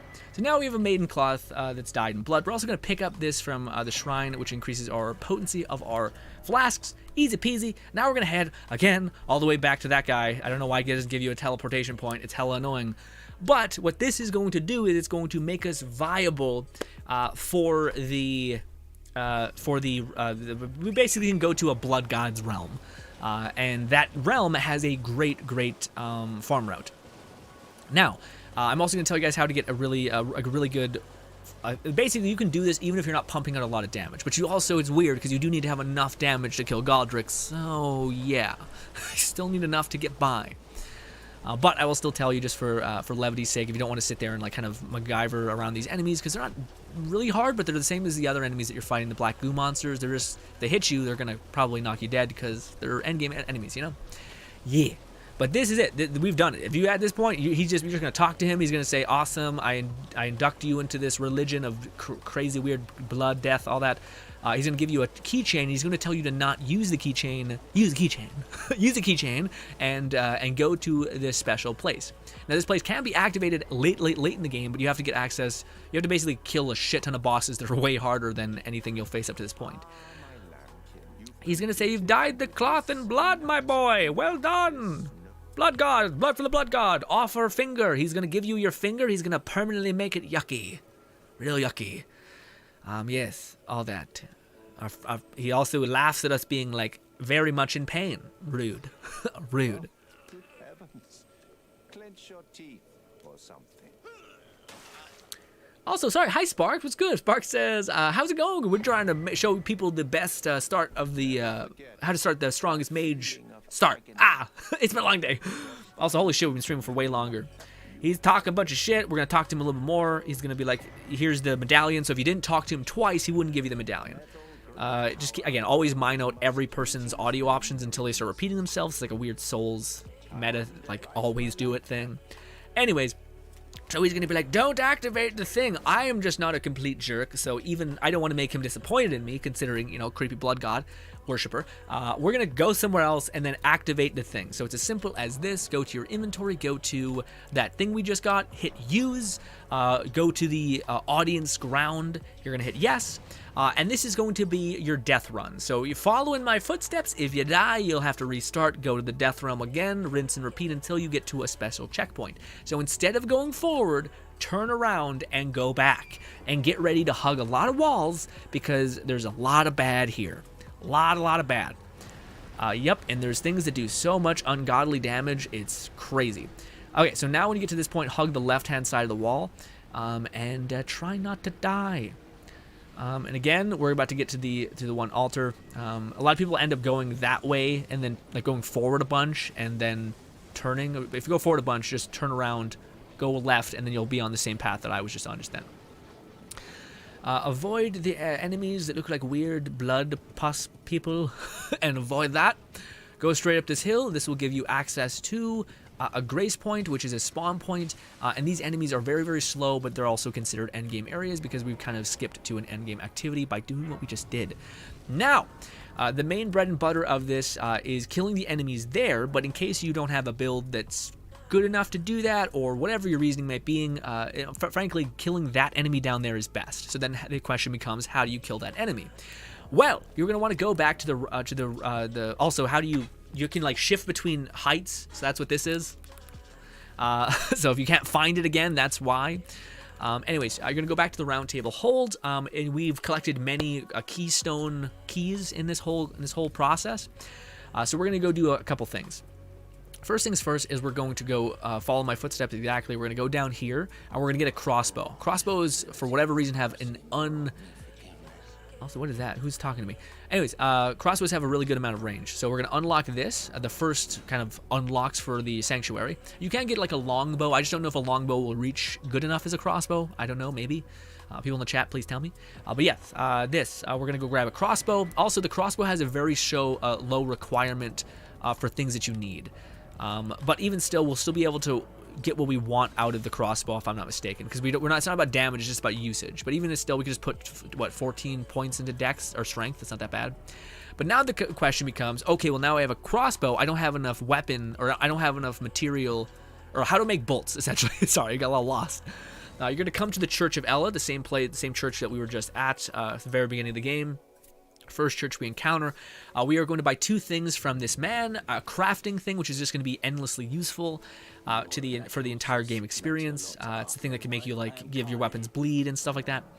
So purchase, you're going to go ahead and buy a crafting kit, and you're going to buy the first talisman of this. So the Nordic Warrior Cookbook. So if I actually back out right now, and I show you guys what it's going to tell us, like, hey, you can craft. So all that, you guys can see that we have like blood arrows, but we don't have bone arrows, which bone arrows are incredibly easy to make and wildly useful. So bone arrows of every type we're going to get by buying this one right here. So now that we've done that, we're going to say hi, all that. We're going to go to craftable items, and now you guys can see we have bone arrows, specifically bone bolts. Now, the only thing it requires from you is thin beast bones. So now the question becomes, okay, we need to get a bunch of beast bones so we can make a bunch of arrows so that we can use them in a specific way. I'll show you guys that in a minute. So now we need to go to this place, the place that we found the Red Riding Hood girl, the spirit tuner. This place right here, again, I'll back out, show you guys just that. We're heading over here into this kind of open area. There's a bunch of deer here. I would highly suggest you guys equip your castable weapon, so left click. This will let you equip your weapon on your left hand. If you have your mage, which you are, you have Glintstone Pebble. Glintstone Pebble will allow you to lock onto enemies really easily on all that. Also, if you have enough mind, you should have enough mind to make a dent. But anyways, if we go here, there's a bunch of deer. You're just going to start fucking mowing down these deer. Also, Glintstone Pebble has some lock-on, and also they do not despawn. And it's pretty easy just to farm a bunch of them. You can also do it with a sword. I had to do that when I was playing my Faith build because I didn't have this cool magic meta thing. Also, they die really quick. It's a little bit annoying locking on, actually. But it's also really hard to miss. You're kind of a fucked up slaughter fest right now. Yeah, it is what it is. All right, the price of power is rough. Also, by the way, the reason why we went there is just to get an insane farm, and I'm trying to basically queue you guys up for success when we eventually go do it. So we got this. We just killed a bunch of deer. What is it? Goats? Not deer. Sorry, goats. Don't know why it matters. Frankly, we're killing a lot of animals. Fucked up. This. The lock-on is very fucky when you're actually killed an enemy. It like locks on them for too long. Kill this one that's running from you. Yeah, see, it kind of hones in on them, which makes it so good. It also has a little bit of range. We're going to do this. We're going to do this. Okay. We've just slaughtered a whole population of deer, and there's tons here. So you're just going to run by wherever you killed them, run and spam Y. You're going to collect all of these bones from these tiny, innocent animals that you ripped from this world. Rude, frankly. Anyways, this. Grab all this, grab all this, grab all this. Where are they? They kind of respawn in a weird way, but I would always suggest just going back to the grace point. They'll respawn every single time you travel back to that initial grace point, or just rest at it. And yes, so we have a couple right now. So what we can do is we can open up our inventory and just make a shit ton of bone bolts. So we can make a max stack, and we can come back and have infinite. It doesn't ask you for anything but bone things. So now we have a bunch of arrows. We can equip those by going here and equipping bone arrows, but we didn't have any. But if you did have managed to pick up arrows along the way, this is how you would do it. These are different arrow types, but they all feed from the same place. And yes, so now we're going to go back to that one creepy place, and this is the kind of end game farm route. I'm sure there's other end game farm routes, but this is just, to me, I haven't noticed anything more than this. I've gotten my character up to 130, and I haven't even done this that much. But this is the meta thing that people have been doing to get a lot of an advantage in the game. Two-hand this weapon, LB for me. I'm not sure what it'd be for you, but this aims down sights. And we're going to go over here to this nook and cranny. These people will not fight you no matter what you do, so you can get as close to them as you want. They're sleeping. They don't wake up even if you jump at them. But this creature right down there, you're going to want to hit. Now, it's actually easier if he's closer, and every time you rest here, it resets every enemy. So then you're going to back out and run over here. And aim, and he should be right there. And you're going to, well, I don't have any, oh, wait. I may need to level up enough to be able to use the weapon. Let's see. It may not even let me do the thing. Also, it might be that this is not in the right place. So this should be like way ahead of everything else. Let's see. Maybe I do need to go and grind a little bit of levels just to put like 2 points of strength in there, which we could just do the old farm that we did. No, because now we have enough strength. Yeah, because when you two-hand a weapon, you have enough strength. So anyways, we're going to hold that and do that. Yeah, so now we're able to hit the enemy. For whatever reason, I think it's a different attack pattern. But anyways, he's going to fall off of the world, and instead of 2,000, he's going to give you 10,000 each time, and you're just able to run over here. You can also fast travel, like open up your map and teleport back to this point. It's not that much faster, but anyways, that's 10,000. We just do the same thing. We rinse and repeat. This is the end game kind of farm that can get you like super leveled really fast. We just hit him again. He's gonna fall off. Sometimes he'll do some weird gimmicky things. I found, this is my own psychotic mind, if you aim in this area right here, you're basically good for, like, I find it decreases the amount that he's able to run away. But right there, we just had 2,000. Mind you, for killing Galdrick, we got 2,000, or sorry, 20,000. So getting 10,000 in just 2 runs, we're getting after it, basically. And we're not even fighting this super tanky enemy. I don't know if this will be patched out, because I think there's always been meta farms that have existed in Elder Scrolls, or not Elder Scrolls, in Souls games or for a long time. So we're at 30. And now, this is method 1 that you can do. Something that people also do is this. So they go, they kill this person. Oh my god, nope, okay. Well, I died. That's not what people do. That is not what people, sorry. People don't do that. People go and kill the boss and then kill all the other ads beside you. And if you have Frost Stomp, you're able to do such a huge blanketed area. Also, if you die, you're right beside a grace point, so it's not that bad. And all of these enemies are de-aggroed if you don't actually attack them, except for the red ones they're patrolling. The red ones are actually pretty devastating if you fuck up and get hit by them. Please hit! God damn it! Sometimes that tree hits the worst possible place. Ah! Go back! I want to show you guys the run that you'll probably sequence and do if you're doing this super optimally, which already this is fine. We're getting plenty just by doing this. But that's how you would get bolts, again, is by going to fight those enemies, those little goats. Hit! There we go. Okay, so now he's going to fall off, please. Okay, good. He's dead. So now people would switch over to whatever weapon that they would choose, which is, for me, it's this. I just don't know if this has enough damage. It does. It still does. Mind you, if we get hit once, we're dead. Wait, we got hit once, we're not dead. I think if we get hit by anybody else, we are dead. But anyways, you can kill these people, and they give you 2,000 each, but you can kill many of them. So it's really worth it just to kill them and to get what you want out of it. So you just Frost Stomp all of these enemies and stagger lock them. Even these enemies who have like a bunch of crazy heavy hitting attacks, if you just keep Frost Stomping, you'll kill all of them, but you need to run when you run out of mana.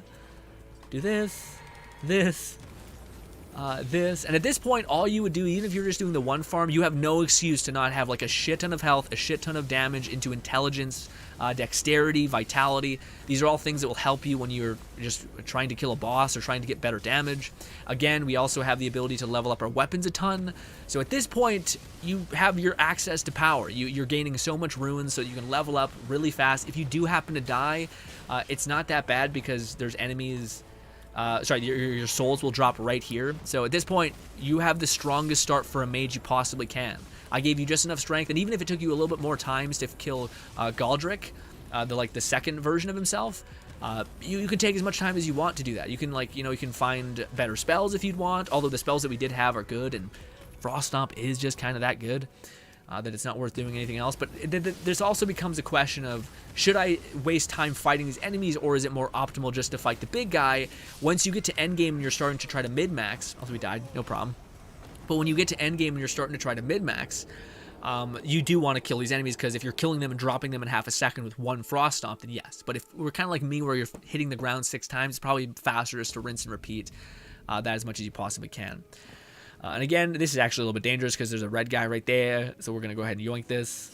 And we're going to get the hell out of there. Also, dodge away. Yeah. So those guys, if they do hit you, can really hurt. But hopefully I drug those shards away from him.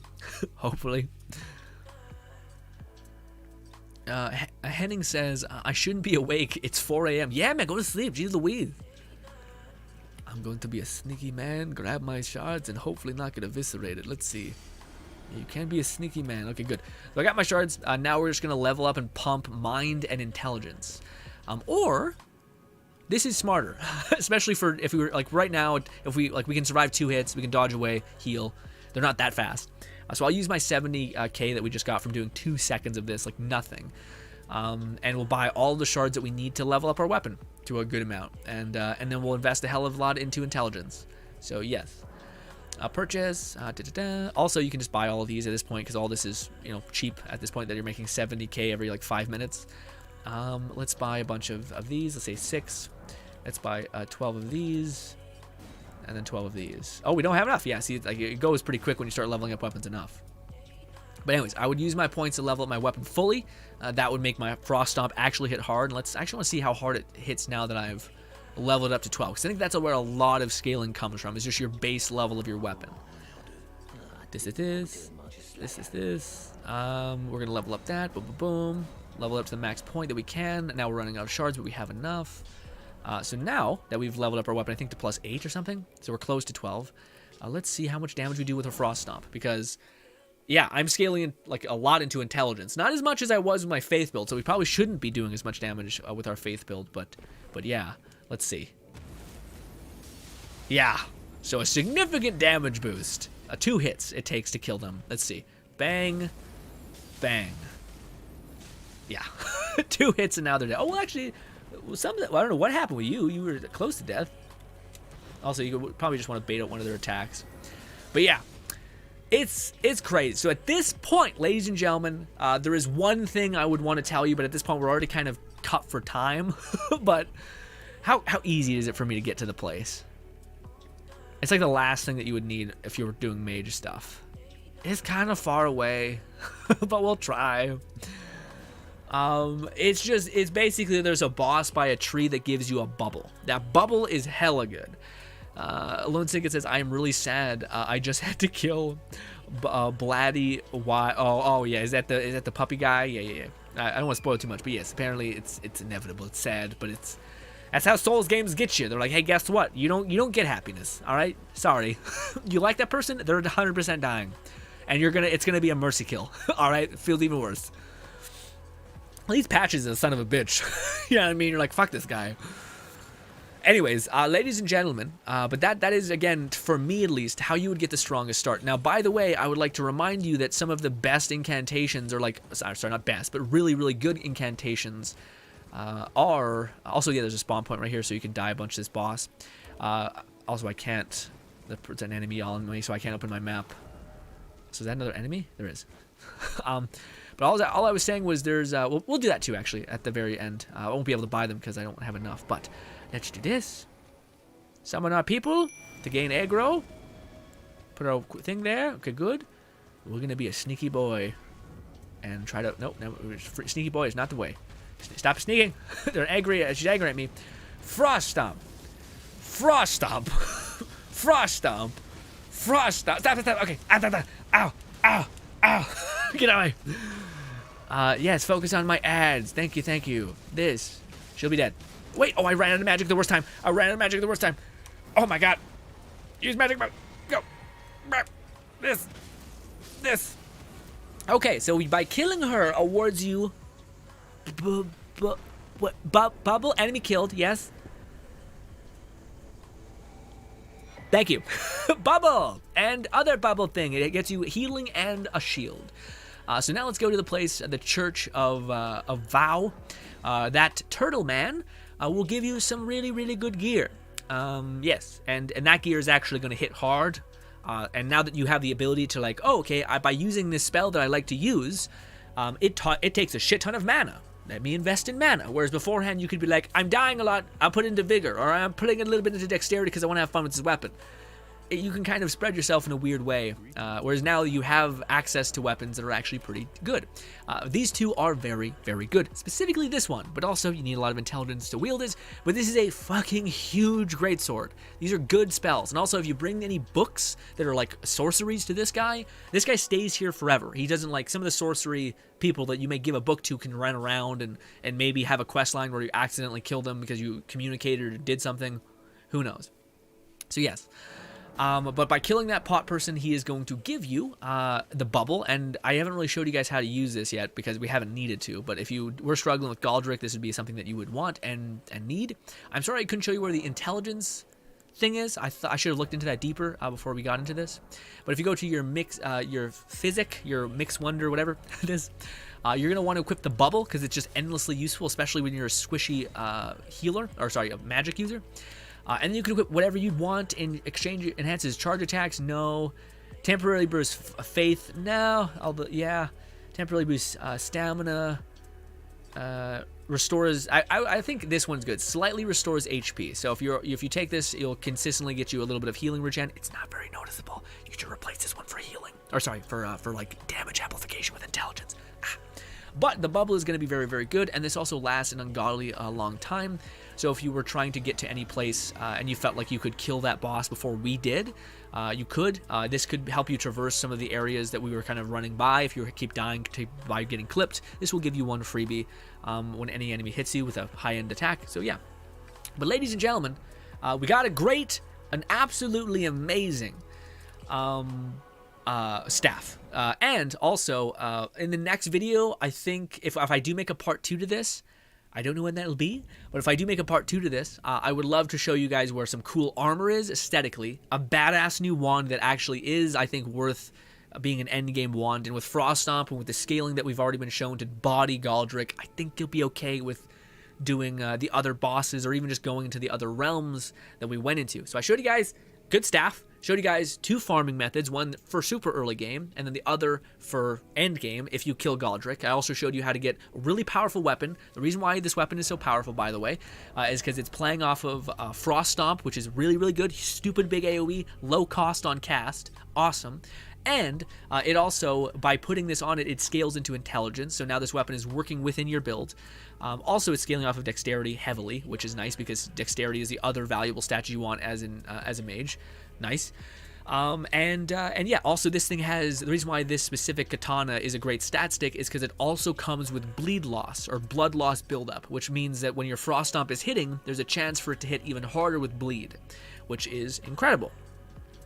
And yeah, and also I showed you guys how to get to this place, and then I also showed you guys how to get a bow, how to get bones so that you can infinitely farm and make bolts for this weapon and just keep farming the easiest way you possibly could. I showed you guys how to get a cool thing. I forgot to show you guys one of the cool summons. Again, we'll wrap up everything in the next stream whenever it says part 2 of whatever the title of this video is. And yeah, ladies and gentlemen, that was my best attempt at helping a person and dragging them through every pillar of value that you possibly could. So you have a good staff, you have a lot of good endgame weapons. I think it weirds me out when people are saying here's a strong start for mages and they give you access to spells that are infinitely worse than the spells you could get just by going across the pond to the next area. But anyways, yeah. But I also would like to find out more spells that are just fun and good to use. So I think the next video, that's the goal. Because right now, you have no excuse not to level yourself up to high hell and have like endless mana, high scaling with intelligence. If you want to push your intelligence to 80, that's the kind of soft cap for most things. I would assume it's maybe the same for magic. That'd be a good idea. One-shot most things. Put a little points into vigor. Put a lot of points into mind because you need a lot of mind. But yes, the things that we have yet to answer is where can I get a cool armor that kind of facilitates my build, all right? The second thing is where do I get things that are relevant to everything that mages would need, which is like a magic blade that changes your blade from dipping into whatever it's dipping into and into intelligence. Doesn't work for everything, but for most things.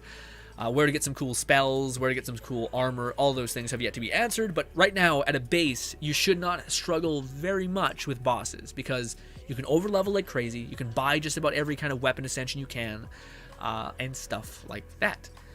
So ladies and gentlemen, that was how to get every possible advantage for a mage. I'm pretty proud of this. I can't believe I stayed locked in. I started this, by the way, super sick.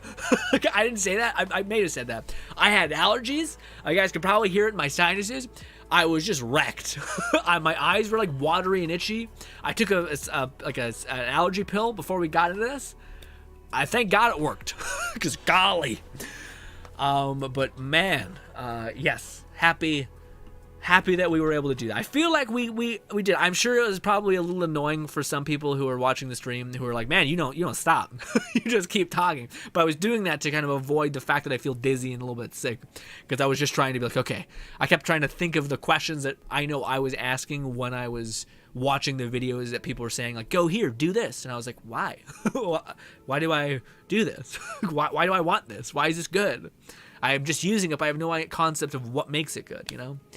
But there were a few moments there where we were kind of floating and trying to find our way, because I can map out where things are, but to memorize the path and get to them, a little rough.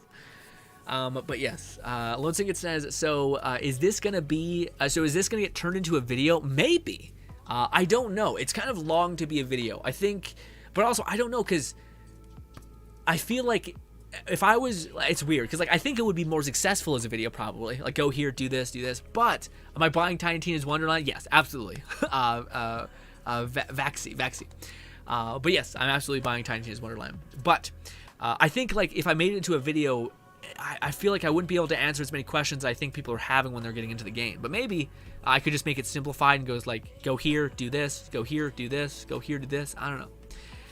Fluff said part 2 should include how to get the golden scarab and craftable golden pickle fowl food. I seen that, Fluff. I seen that people pop up, but I've never felt I needed the enhancement to farming. Like, to me, maybe it's just because I'm used to, like, I put on a podcast, I listen to it for 2 hours, and I come back and I'm like, I'm level 120, you know? So to me, I've never felt like I've needed an enhancement on like 2,000 or like we got like 70k in like 4 minutes, super fast, you know. So I never felt like I needed to make that even more. But if people do want to do that, maybe we could add that. I just feel like it'd be something later. I feel like people, like right now, if I could put myself in the position of a person who's watched this, the thing that they most desire is want cooler spells. They want to know how to get them. They want armor because they look like a schmuck. Okay, look like a fucking idiot. Stupid hood, like baggy as fuck. Okay, they want cool armor. They also want to know what the next step it will be, or what the next grand objective will be. Which your next grand objective, just to spoil it, is you're gonna want to. We're probably gonna do this way after we've leveled up. So I made power level on my end a little bit. But you're going to want to go down here. You're going to want to fight this boss. He's a fucking nightmare to do. But now that we have magic, and I think I might try to get some range casting magic that helps us fight this boss, that will take you to like a magic area. But there's also this magic area. But I feel like we'll just stomp on this area. Like we were able to, like, this area was not harder than Galdrick's, and we just shit on Galdrick's area super hard. Froststomp. I love it. Please don't patch it. It's such a nice thing to be like, hey, players that can't, or not even can't, but just can't be fucking bothered to map out every person's dodge window. It's just nice. It's just, you know, yeah. The golden scarab is easy as hell to get. Frost stomp and tanky enough summon. Oh wait, I thought the golden. What's the golden scarab? I thought the golden scarab was like another. It's like basically something that just increases the rune generation that you're able to attain, and then golden pickle foot also increases the rune generation you're able to attain. So what's good? What's good, Big Murder? Says hi, stream. What's good, Big Murder? Lozika says also, Grin. I suggest getting Reyna's Dark Moons, but yeah, no. So maybe the next quest or the next part is going to be. Well, the grander goal is to get to the place that has like the other magic area, but probably the next stream should be getting cool spells, getting cool armor, and doing Reyna's quest. But Reyna's quest is also a fucking nightmare. It's like super convoluted. We'll see. We'll see what we do. I think the next stream though, for Wednesday, I don't know if the next stream will be like this. I need a grace period. We can recover, okay? Because we've been a man on a mission for this whole thing, and I'm like. I don't even know how I pulled this off, okay, to talk this much about, like, here's what I've learned. But also, I spent the whole morning researching like, okay, where do you get what do you call it? Where are people saying you get magic spells? And then I seen that I'm like, is there no magic spell in another area in the map that people refuse to go to? Like, you can just fucking skip all the way to the one faith area. So there's not one guy who's like, I sell a fucking overpowered cannonball. And I looked into it, and there kind of was. It was the Church of Woe, which sells you like a fucking skyscraper blade, which I'll show you guys in the next part. But yeah, that's a good idea to do Reina's quest. I'm gonna have to map that out in my head next time we do it. So maybe that's what we'll do Friday. Because Borderlands, Tiny Tina's Wonderlands comes out next Friday. So, still a good bit away.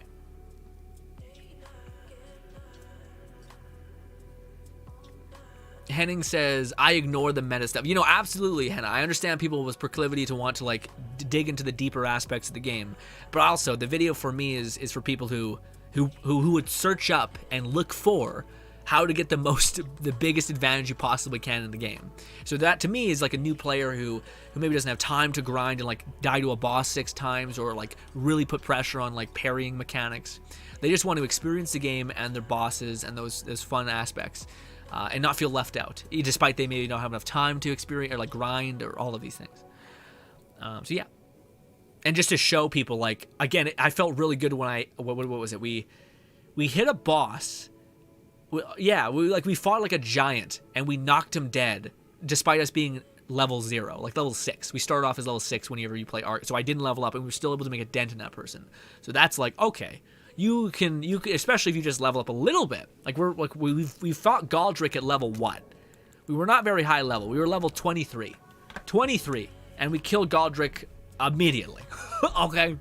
Now, Galdrick, I cheated a little bit because I have already beaten him a bunch, and I've mapped out his things in my mind, so I know when to dodge, but even if you just died to him 3 times and you're like, got it, when he does that, fuck off, get away. Also, but a great thing to realize is that, like, we got our summons are tanky enough to survive to where you can just backpedal hard until they take aggro, and then run in there, stomp the shit out of him, and then run back again to let your things gain aggro.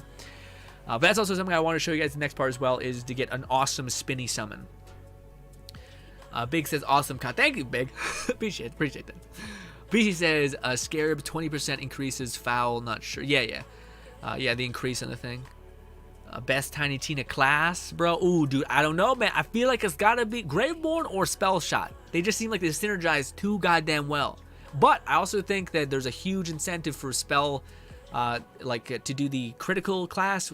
What is it called? The Berserker and the Claw Stabomancer. Stabomancer seems like he has a lot of potential too to be like stupid damage. If you're able to dip into your melee weapon's affinity.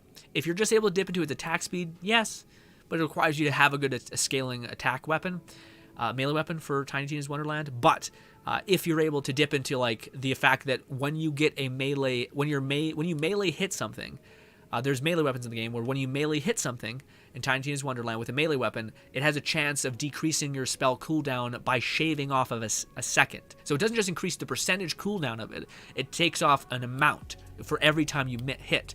So the Stabomancer summons forth a blade that spins around and counts as melee damage. Does that count as decreasing the cooldown of your thing, or is it separate? Even if it's separate, the ability to go up to someone and just keep hacking away at them with a melee weapon, and to have enough synthetic regeneration to where you could do that and then immediately get your action skill back because you've just been detonating the lessening of the cooldown every time you hit, could be also a really good way of playing. I think it's the way it's probably going to counter the spell shots like general goodness, whereas the Stabomancer, if you're able to play within its strength, you're going to be able to dominate. But that's my thought. But I would say, for me personally, man, I'm going Graveborn and then Spell Shot mix. I would like to go Graveborn Clawbringer, but they don't have enough skill points in the game to make it so that you can dig into Clawbringer's cool factor of like actually making his dragon like a fucking tank and like just shredding everything with elemental crap, you know? Fluff says, now that I've beaten the final boss, I got the weapon that puts a Hoarfrost Stomp to shame. It takes 10 seconds per bird kill and sweep of the guy downhill. Nice. Jesus. Awesome. Golden Scarab Talisman boost runes gains and Golden Foot for like 3 minutes consumable. Oh, okay. Dave says, why did you want to do YouTube? Or why did you want to do YouTube for? What do you mean? Like, why did I want to make content on YouTube? The truth of it, man, to me is, when I was in a real horrible place in my life, when I was really young and lonely and etc. and like horrible, I watched content creators that made me feel less alone in the world. And then I thought, wouldn't it be cool if you could even do that to 10% that people did that for you? So then I started making content of that, and that was the beginning of my career, I guess. And then I like the notion of me being able to make somebody a little bit happier every day. That was pretty cool idea. Whether I'm able to succeed on that, I don't know, but I try. And then later these last couple of years, I thought, well, let's go beyond just making people smile and actually try to provide value and to help people who are genuinely looking for help. And that's kind of the way our content has changed over the last 2 years. I think is we've shifted to trying to create value for others, which is an interesting question. If you were to create anything, what would be the most valuable to you to create? And a lot of times you're like, okay, well, it would be something that people would be looking for, would be willing to accept and find, and yeah, something that people want and maybe didn't even know they wanted until they see it. So that's what I've been working on this specific last couple months. But yeah, if that was your question, I'm not sure if that was. But yes, I think it all stems from the idea that it would be cool if I could be there for somebody. Which is, yeah. But yeah. Ladies and gentlemen, I love you to bits, but I gotta end it. We've already streamed way over the limit. I'm probably gonna be going to sleep at like 10, not 10, like 2 p.m., 2 a.m., because I gotta work out, eat, shower, do all that stuff. So it's still a busy night ahead of me. Also, I need to make videos for tomorrow, or tomorrow as well, because I'm running out of content for the channel. Also, if you guys like seeing me shoot the shit on our weird Discord and whatnot, there's a video coming out literally a couple minutes as soon as I end the stream. It's a video about us looking at memes on our lovely Discord. It's fairly old, forgive me for that. Elden Ring came out and those videos take priority, and then of course people like the Borderlands videos or Wonderland videos, so those took priority. So I'm like, oh fuck, here's this. It's a little old, but it is what it is. Fluff says, thanks for the informative stream. I don't know about that, man. I'd hope it would be informative. I like right now I'm just kind of content that, like, I was really worried that we were not going to be able, like, there was a point there when we were just grinding enough to just get a little bit of levels, just get a little bit more intelligence, just a little bit more mind, where I was sitting there like, I don't know if we have enough to kill Galdrick, and it's already 7 p.m., which is when we stop. We start at 5, we go to 7:30. So I was sitting there like, I'm like, oh god, I wanted this. I overestimated how quickly we'd be able to run and get through things, which we caught a couple snags there. But I was like, not fuck it. We're gonna get to this point because this is the most valuable point. The point where we're standing. This is like literally, you're done. Like you have no excuse why you shouldn't be bodying most things in the game, especially if they don't fucking patch Horcrux Frost up. Everyone's saying good night. Thank you so much, guys, for stopping by. Hopefully, you guys will tune in on Wednesday. I think we will. I don't know if we'll go to we'll kind of keep going with our what's his name, our Faith character a little bit more, or if we'll kind of try to build this character, our kind of like mage, just on the side. We won't be like, we'll make another part of this, which, I'm not sure then. I don't know. I'll let you guys know. Wednesday stream, you'll see it pop up every day, or most days, all these days, you'll see, except for Wednesday and Monday. You'll see me go live at 5 p.m. Wednesday is... No, sorry. Thank you, Jamal. Sorry. I forgot today's Tuesday. I thought today was Monday. I mean Thursday. You'll see me go live Thursday. Thank you so much for your time. Ladies and gentlemen, I'll upload a video as soon as we end the stream. It's a goofy, fun meme video. I'm off to go exercise. I'm super behind. Thank you kindly for this. Hopefully this helped, by the way. I don't know if I'll make this a video, like a YouTube video that's edited down, because I think the whole point and the soul of it was to try to answer as many questions I could whilst dragging you through the world and giving you as many tools or advantages than I could. But maybe I could do that in a video. We'll see. I'll try. Maybe I can edit some things down. But thank you so much for your time. Hope you guys do enjoy the rest of your day. Thank you again, and hopefully I can see you on Thursday at 5 p.m. Mountain Time. Thank you again, and goodbye.